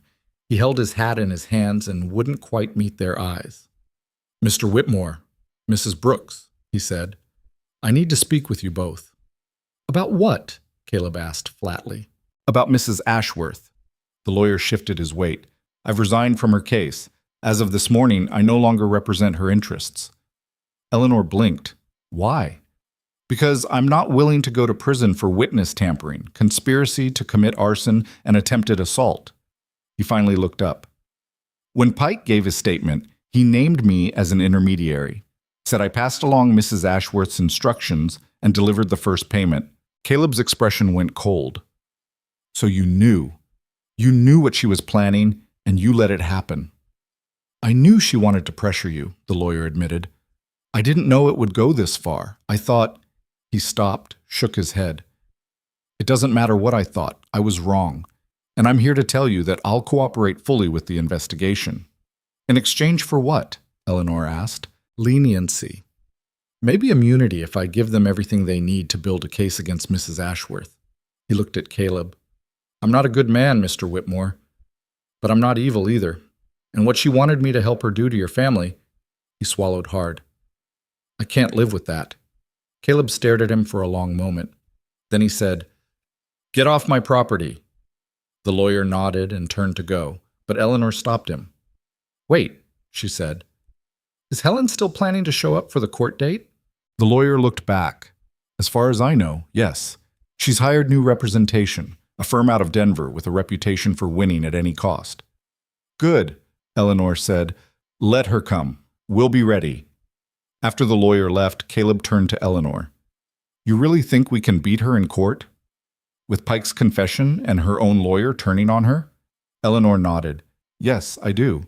Caleb wanted to believe her. She could see it in his face. But there was still doubt there, still fear. Helen had been one step ahead of them for so long that it was hard to believe they'd finally gained the upper hand. What if the new lawyers find a way around Pike's testimony? Caleb asked. What if they discredit him or claim he's lying to save himself? Then we fight harder, Eleanor said. We bring every witness we have. We show the judge exactly what kind of person Helen is, and we make damn sure he sees the truth. That night, Eleanor couldn't sleep. She kept thinking about the court date, now just 3 days away, kept running through everything that could go wrong, every way Helen could still win. She got up and went downstairs, intending to make tea. But when she reached the kitchen, she found Martha sitting at the table in the dark. Can't sleep either? Eleanor asked. Martha shook her head. I keep having nightmares. Eleanor sat down beside her. About what? About them taking us away. About living in some big house where nobody knows us and nobody cares. Martha's voice was small. About losing Papa. Eleanor took her hand. That's not going to happen. You don't know that. You're right, Eleanor admitted. I don't, but I know your father will fight for you with everything he has, and I'll be right there with him. Martha looked at her with wet eyes. Why? Because you're worth fighting for, Eleanor said simply. You and Lucy both. You're smart and brave and so much stronger than you think you are, and you deserve a family that sees that. Martha was quiet for a moment. Then she said, I used to hate you. Eleanor almost smiled. I know. I wanted you to leave like all the others. I wanted to prove that nobody could replace my mother. I'm not trying to replace her, Eleanor said gently. I know.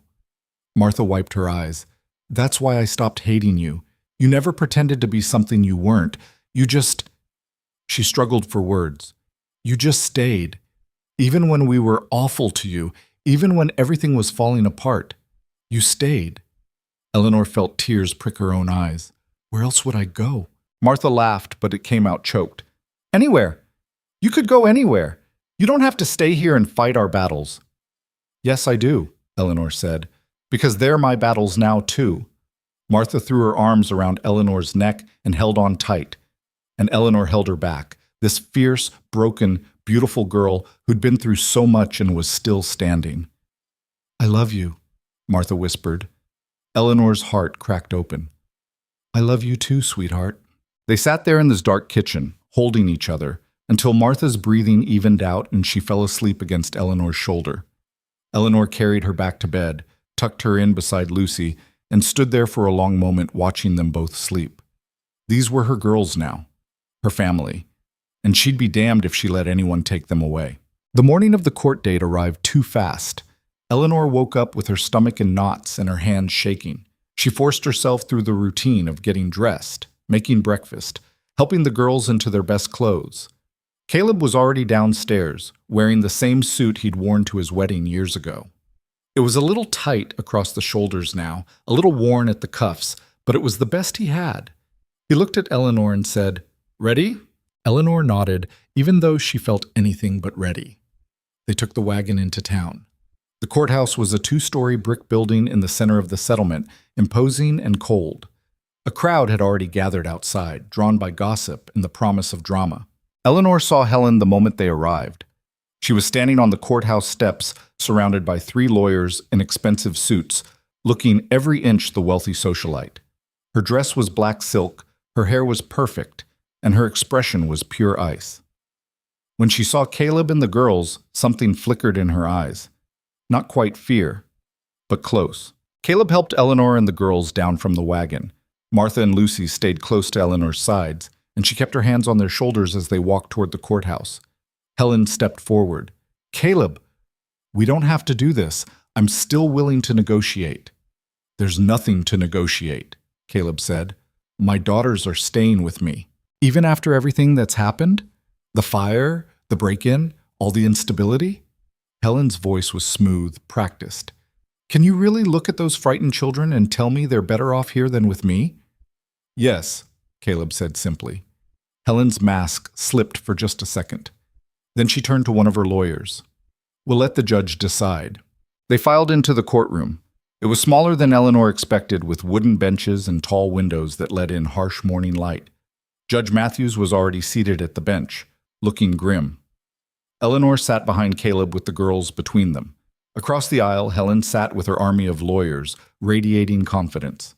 The bailiff called the court to order, and Judge Matthews looked down at the assembled crowd. This is a custody hearing, he said, not a circus. I expect decorum from everyone present. Is that understood? Murmurs of agreement. Judge Matthews nodded. Then let's begin. Mrs. Ashworth, your petition claims that Mr. Whitmore is an unfit parent and that his daughters would be better served living with you in Boston. Is that correct? One of Helen's lawyers stood. That is correct, Your Honor. We have substantial evidence to support this claim. We'll get to that, Judge Matthews said, but first I want to address some recent developments. He looked directly at Helen. Mrs. Ashworth, are you aware that a man named Pike has been arrested and charged with arson, breaking and entering, and assault?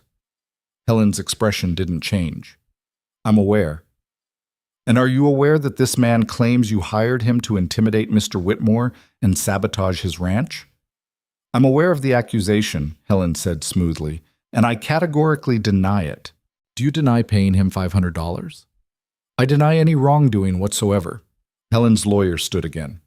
Your Honor, our client is being slandered by a criminal attempting to reduce his own sentence. Pike has no credible evidence linking Mrs. Ashworth to any illegal activity. Actually, he does, Judge Matthews said. He held up a document.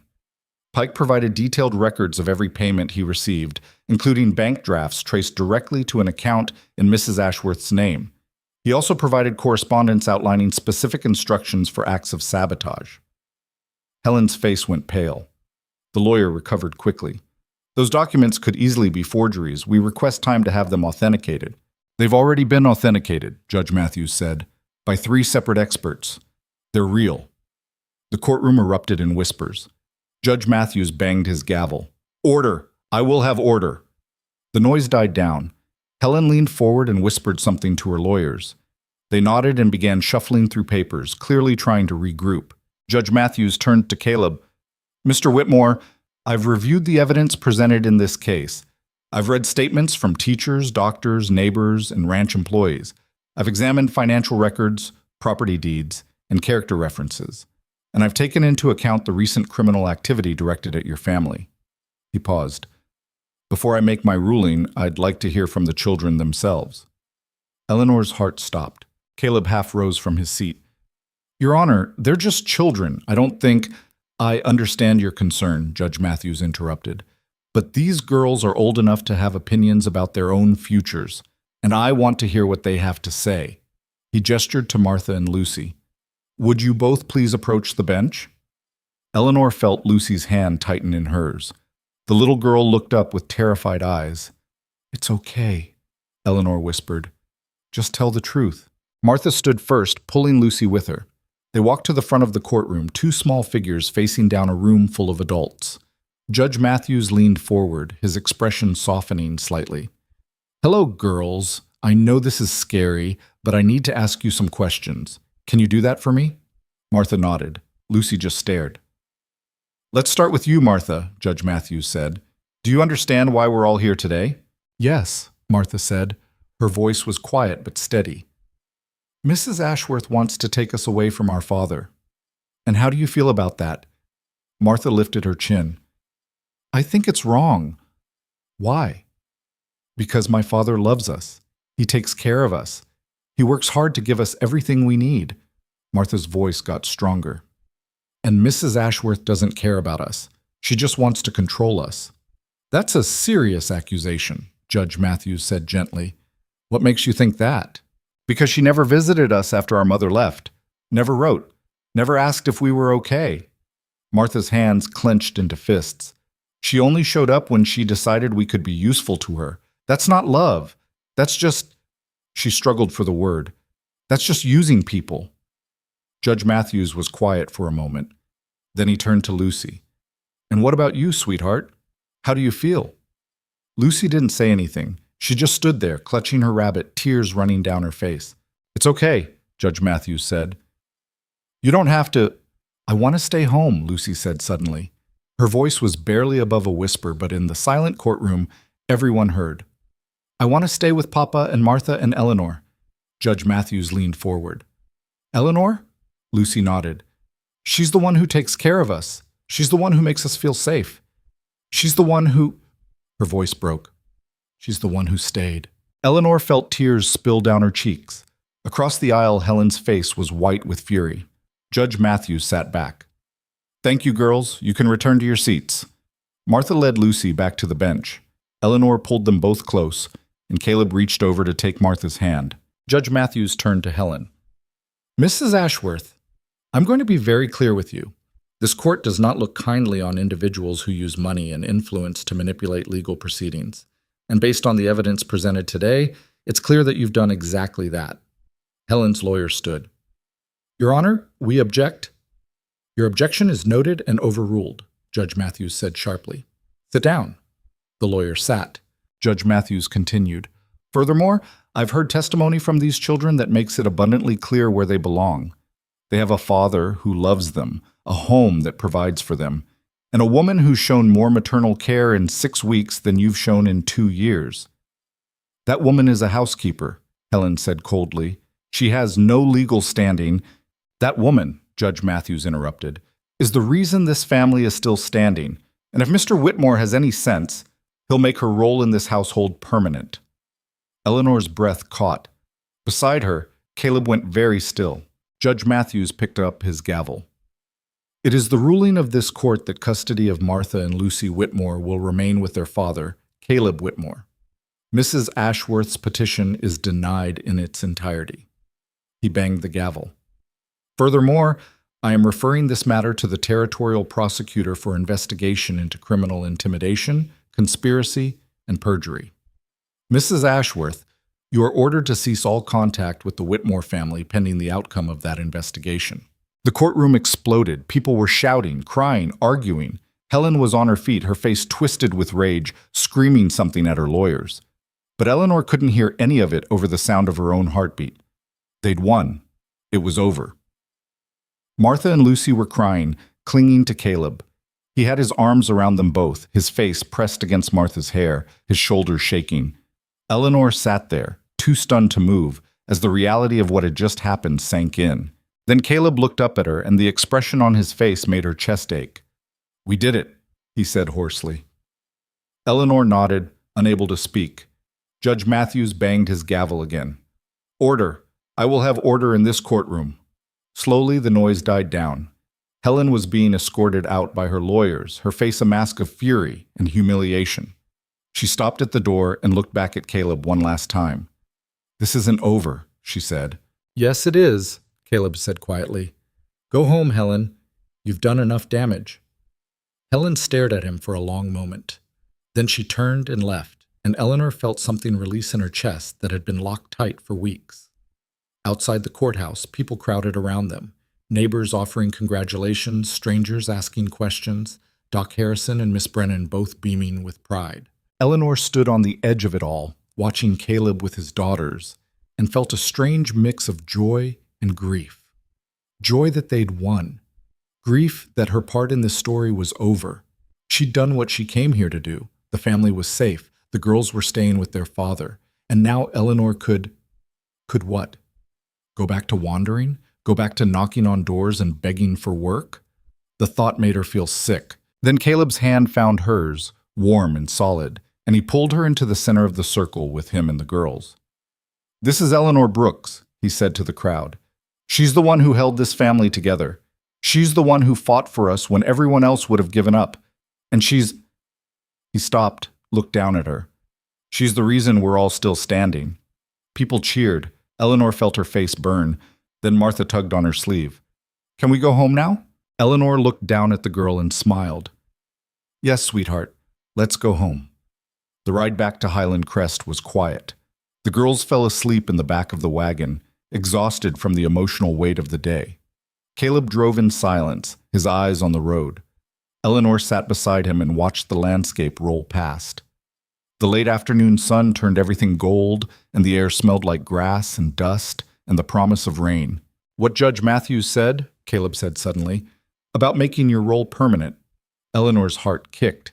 "He was just speaking generally. He didn't mean—" "I know what he meant," Caleb interrupted.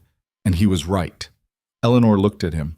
"Caleb, I'm not good at this," he said, "talking about feelings, asking for what I want, but I'm going to try." He pulled the wagon to a stop and turned to face her fully. "You came here 6 weeks ago with nothing. No family, no home, no reason to believe anything would ever get better. And somehow you gave all of that to us instead." Eleanor's throat tightened. "I was just doing my job." "No," Caleb said. "You were doing so much more than that. You were being a mother to my daughters, a partner to me, a light in a house that had been dark for too long." He took her hand. "I don't know what I did to deserve you walking through my gates that day, but I'm grateful every morning that you did." Eleanor felt tears spill over. "I didn't have anywhere else to go." "Maybe not then," Caleb said, "but you do now. You could leave tomorrow and find a dozen places that would take you in. Good places. Better places than this." He paused. "But I'm asking you to stay anyway. Not as the housekeeper. Not for 30 days or 60 days or any kind of trial. Just, his voice roughened. "Just stay. As part of this family. As—" He stopped, like he couldn't quite say the rest. Eleanor said it for him. "As your wife." Caleb nodded. "If you'll have me. If you'll have us." Eleanor looked at him, this hard, broken man who'd given her a chance when no one else would. Who'd fought beside her, trusted her, led her into the wounded heart of his family, and never once made her feel like she didn't belong. She thought about the woman she'd been 6 weeks ago, starving, desperate, convinced she'd lost everything worth living for.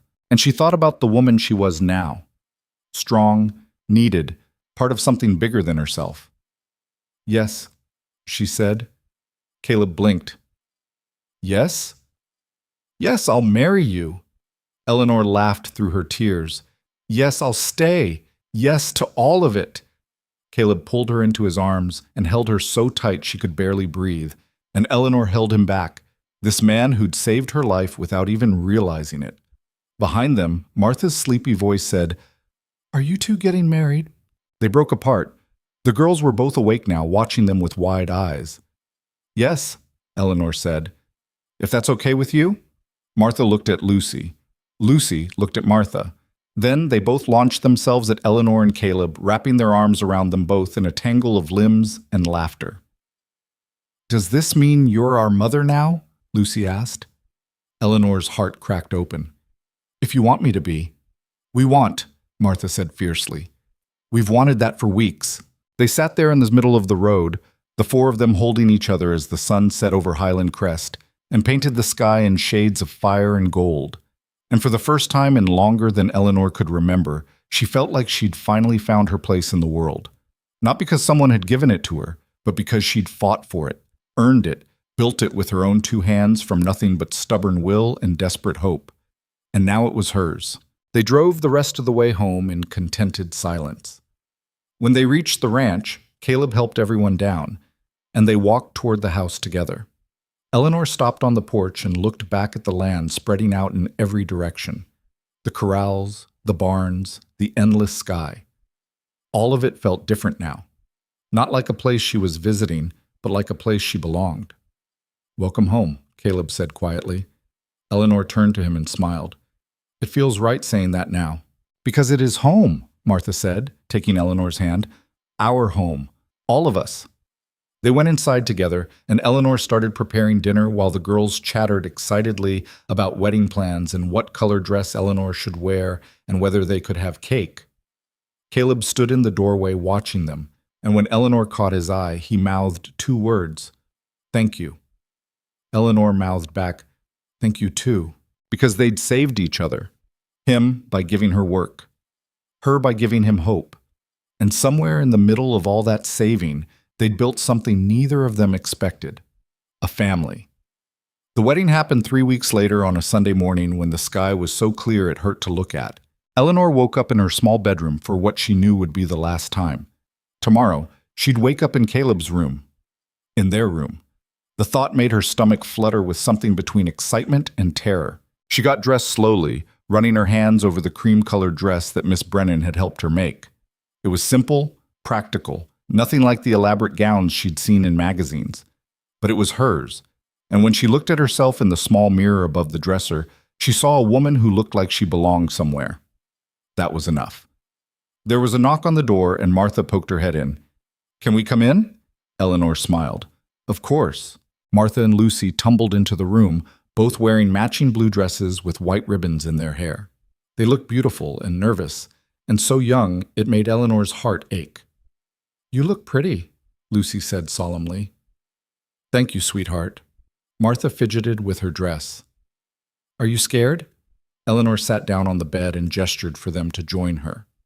"A little. Are you?" "I don't know," Martha admitted. "Everything's changing so fast. A month ago, we thought we were going to lose Papa and have to live in Boston, and now you're marrying him and we're all going to be a real family, and it just—" She stopped, her voice catching. "What if something goes wrong again?" Eleanor pulled her close. "Then we'll handle it. Together. Just like we handled everything else." "But what if—" "Martha." Eleanor cupped the girl's face in her hands.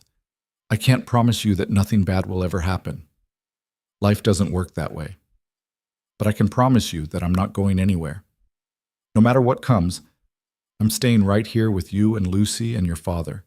That's not going to change." Martha's eyes filled with tears. "You mean it?" "I mean it." Lucy climbed into Eleanor's lap. "Does this mean we can call you Mama?" Eleanor felt something break open in her chest. "If you want to." "I want to," Lucy said immediately. Martha hesitated, then nodded. "Me too."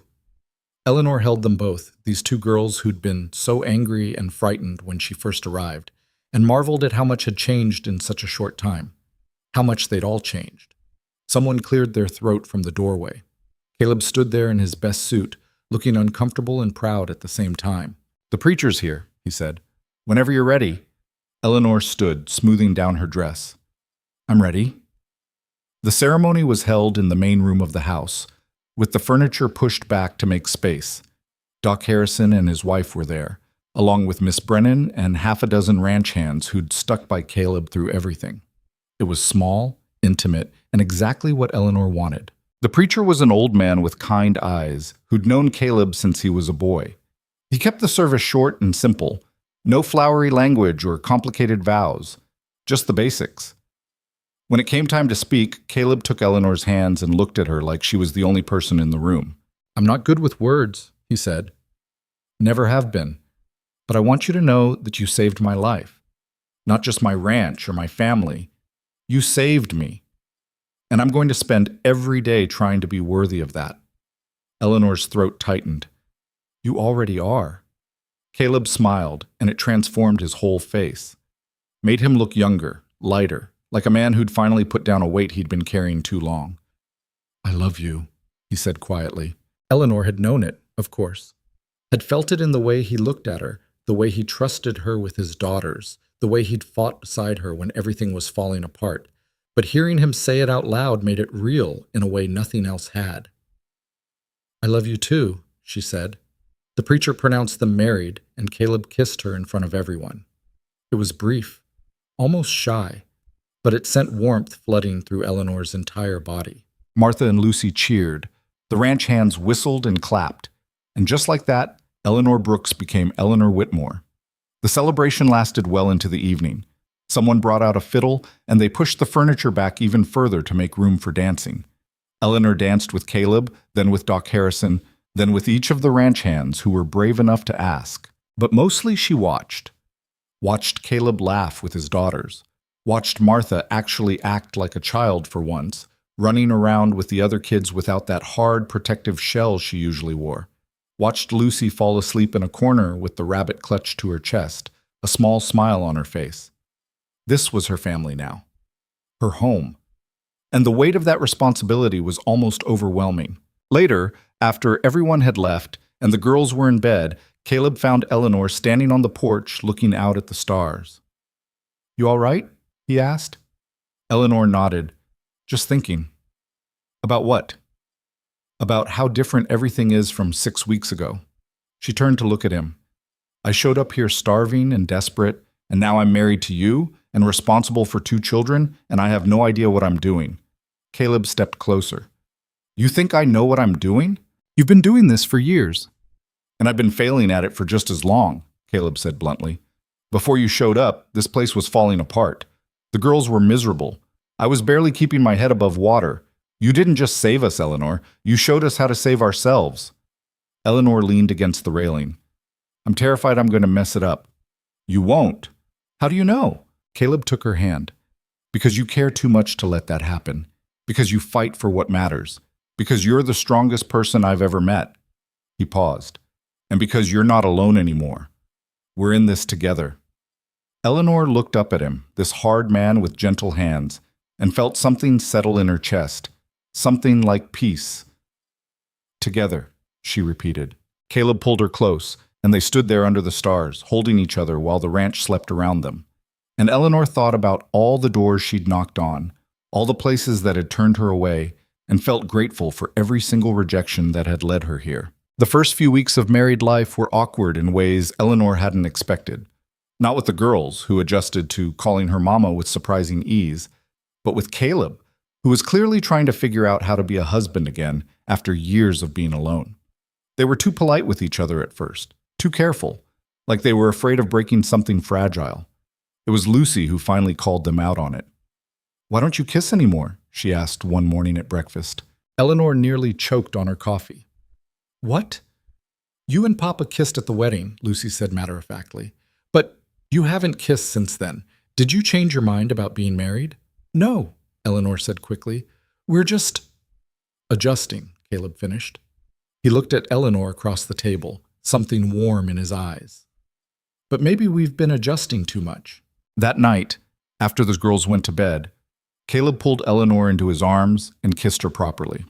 Not the brief chaste kiss from the wedding, but something deeper, more real, something that said, this is my wife and I'm done being careful. When they broke apart, Eleanor was breathing hard and Caleb was smiling. "Better?" he asked. "Much," Eleanor admitted. Things got easier after that. They fell into a rhythm. Eleanor managing the household, Caleb running the ranch, both of them raising the girls together. It wasn't always smooth. They argued about discipline, about money, about whether Martha was old enough to help with the horses, but they learned how to fight without breaking, how to disagree without destroying. And slowly, Highland Crest transformed from a place that was barely surviving into a place that was actually thriving. Eleanor reorganized the entire household, creating systems that made everything run more efficiently. She started a garden that provided fresh vegetables year-round. She taught the girls how to sew, how to cook, how to manage accounts so they'd never be helpless like she'd been. Caleb rebuilt the barn that had burned down, this time with better ventilation and fireproofing. He hired 3 new ranch hands, good men who were loyal and hardworking. And he started breeding horses, something he'd always wanted to do but never had time for. The ranch began to prosper in ways it hadn't in years. But it wasn't all easy. There were hard days. Days when the girls fought with each other or with Eleanor. Days when money was tight and the weather was brutal and everything felt like too much. One particularly bad afternoon, Martha screamed that she hated Eleanor and wished she'd never come to Highland Crest. She ran to her room and slammed the door, and Eleanor stood in the kitchen feeling like she'd been punched. Caleb found her there, staring at nothing. "She didn't mean it," he said quietly. "I know. She's just testing you, seeing if you'll leave like her mother did." "I know that too." Eleanor turned to look at him. "But it still hurts." Caleb pulled her into his arms. Being a parent means getting hurt sometimes. Means loving someone so much that their words can cut you open. But you don't give up. You just... He struggled for the words. "You just keep showing up." Eleanor held on to him and let herself be held. And eventually the hurt faded to something manageable. Later that evening, Martha appeared in the doorway of their bedroom, eyes red from crying. "I'm sorry," she said quietly. Eleanor sat up. "Come here." Martha crossed the room and climbed onto the bed. Eleanor wrapped her arms around her, and Martha buried her face in Eleanor's shoulder. "I didn't mean it," Martha whispered. "I don't hate you. I love you. I just get so scared sometimes that you're going to realize we're too much work and leave." "I'm not leaving," Eleanor said firmly. "I don't care how many times you test me or push me away. I'm staying. That's what family does." Martha cried harder, and Eleanor just held her until the tears ran out. And when Martha finally fell asleep against her shoulder, Eleanor looked up and saw Caleb watching from the doorway with an expression that said, "You're doing better than you think." 6 months after the wedding, Eleanor realized she was pregnant. She'd suspected for a few weeks, but she waited until she was certain before telling anyone. When she finally told Caleb, they were in the barn checking on a mare who was about to foal. "I'm having a baby," Eleanor said quietly. Caleb froze, his hand still on the mare's neck. Then he turned to look at her. "You're sure?" "Yes." For a moment he just stared at her. Then he crossed the distance between them and pulled her into his arms so hard she gasped. "We're having a baby," he said against her hair. Eleanor held on to him, feeling his heart pounding against her chest. "Are you happy?" "Happy?" Caleb pulled back to look at her.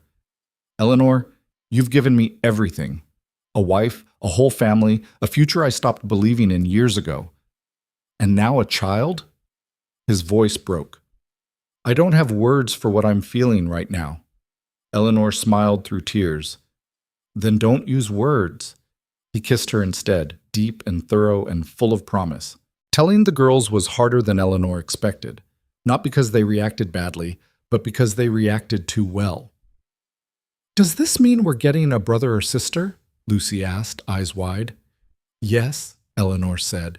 "And you're still going to be our mama too?" Martha asked carefully. Eleanor's heart broke a little.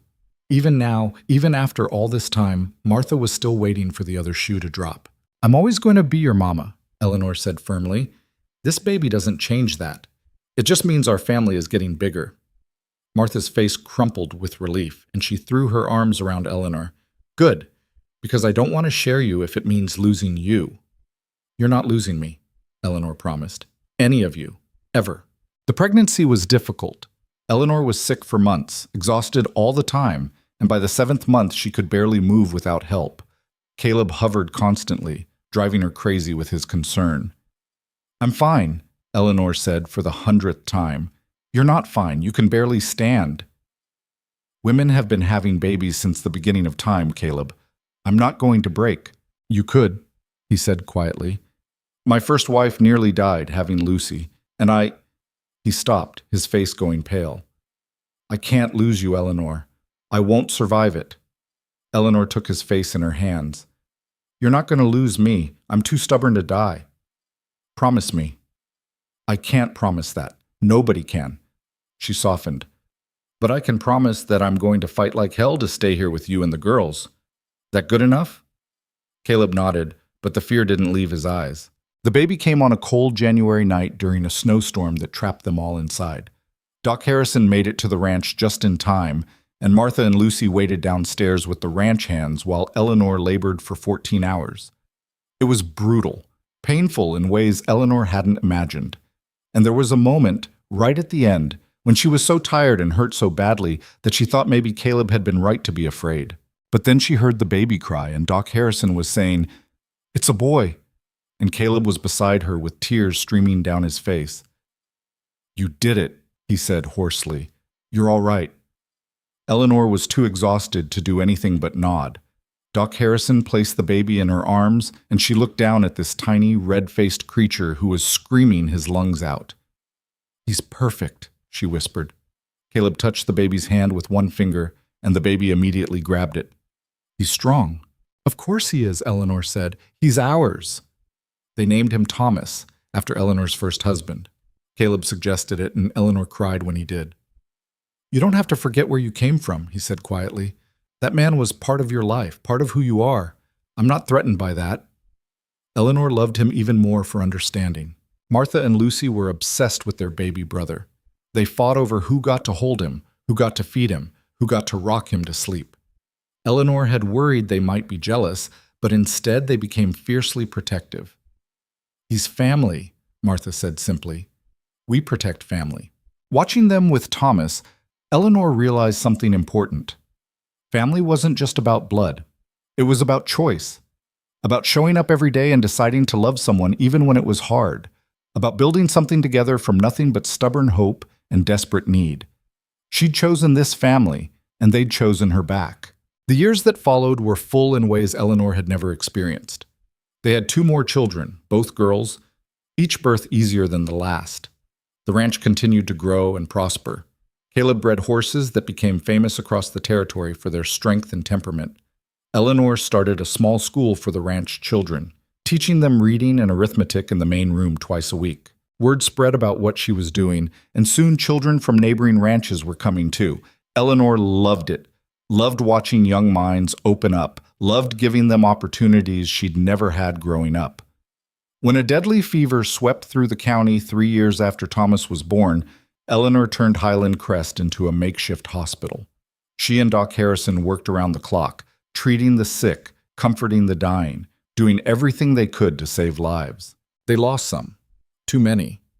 But they saved more, and when it was over, the community remembered. People started coming to Eleanor for help with all sorts of things. Settling disputes, writing letters for those who couldn't read, midwifing births when Doc Harrison was too far away. She became someone the community depended on, someone they trusted. It was exhausting and overwhelming and exactly what she'd been meant to do. Martha grew into a fierce, brilliant young woman who took over managing the ranch's finances when she was only 16. She had a head for numbers that put everyone else to shame, and she wasn't afraid to tell the ranch hands when they were doing something stupid. Lucy became gentle and artistic, spending hours drawing the horses and the landscape, creating beauty out of nothing. She was shy around strangers but fierce when it came to protecting the people she loved. Thomas was wild and fearless, always getting into trouble, always covered in dirt and scraped knees. He drove Eleanor crazy and made her laugh in equal measure. And the 2 younger girls, Anne and Catherine, were still too small to have defined themselves yet. But Eleanor saw pieces of all of them in those little faces, and she knew they'd be remarkable too.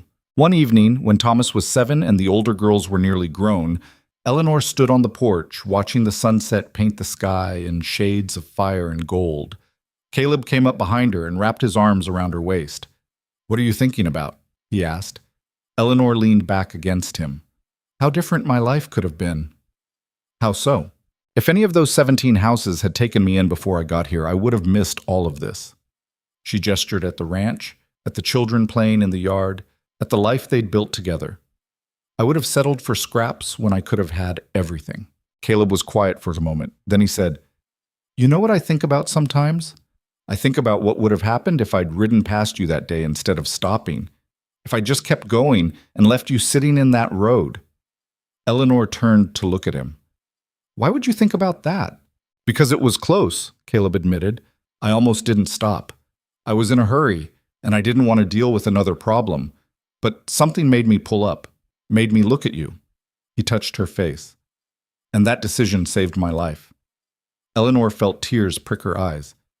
"We saved each other." "Yeah," Caleb said softly. "We did." They stood there together as the sun disappeared below the horizon and the stars began to come out. And Eleanor thought about the woman she'd been 7 years ago, starving and desperate and convinced she had nothing left to live for. That woman wouldn't recognize her now, wouldn't believe that the broken widow who'd arrived barefoot at Highland Crest gates could become this: a wife, a mother, the heart of a thriving ranch and a growing community. But Eleanor knew something that woman hadn't. She knew that sometimes the darkest moments weren't endings. They were just transitions, the space between who you were and who you were meant to become.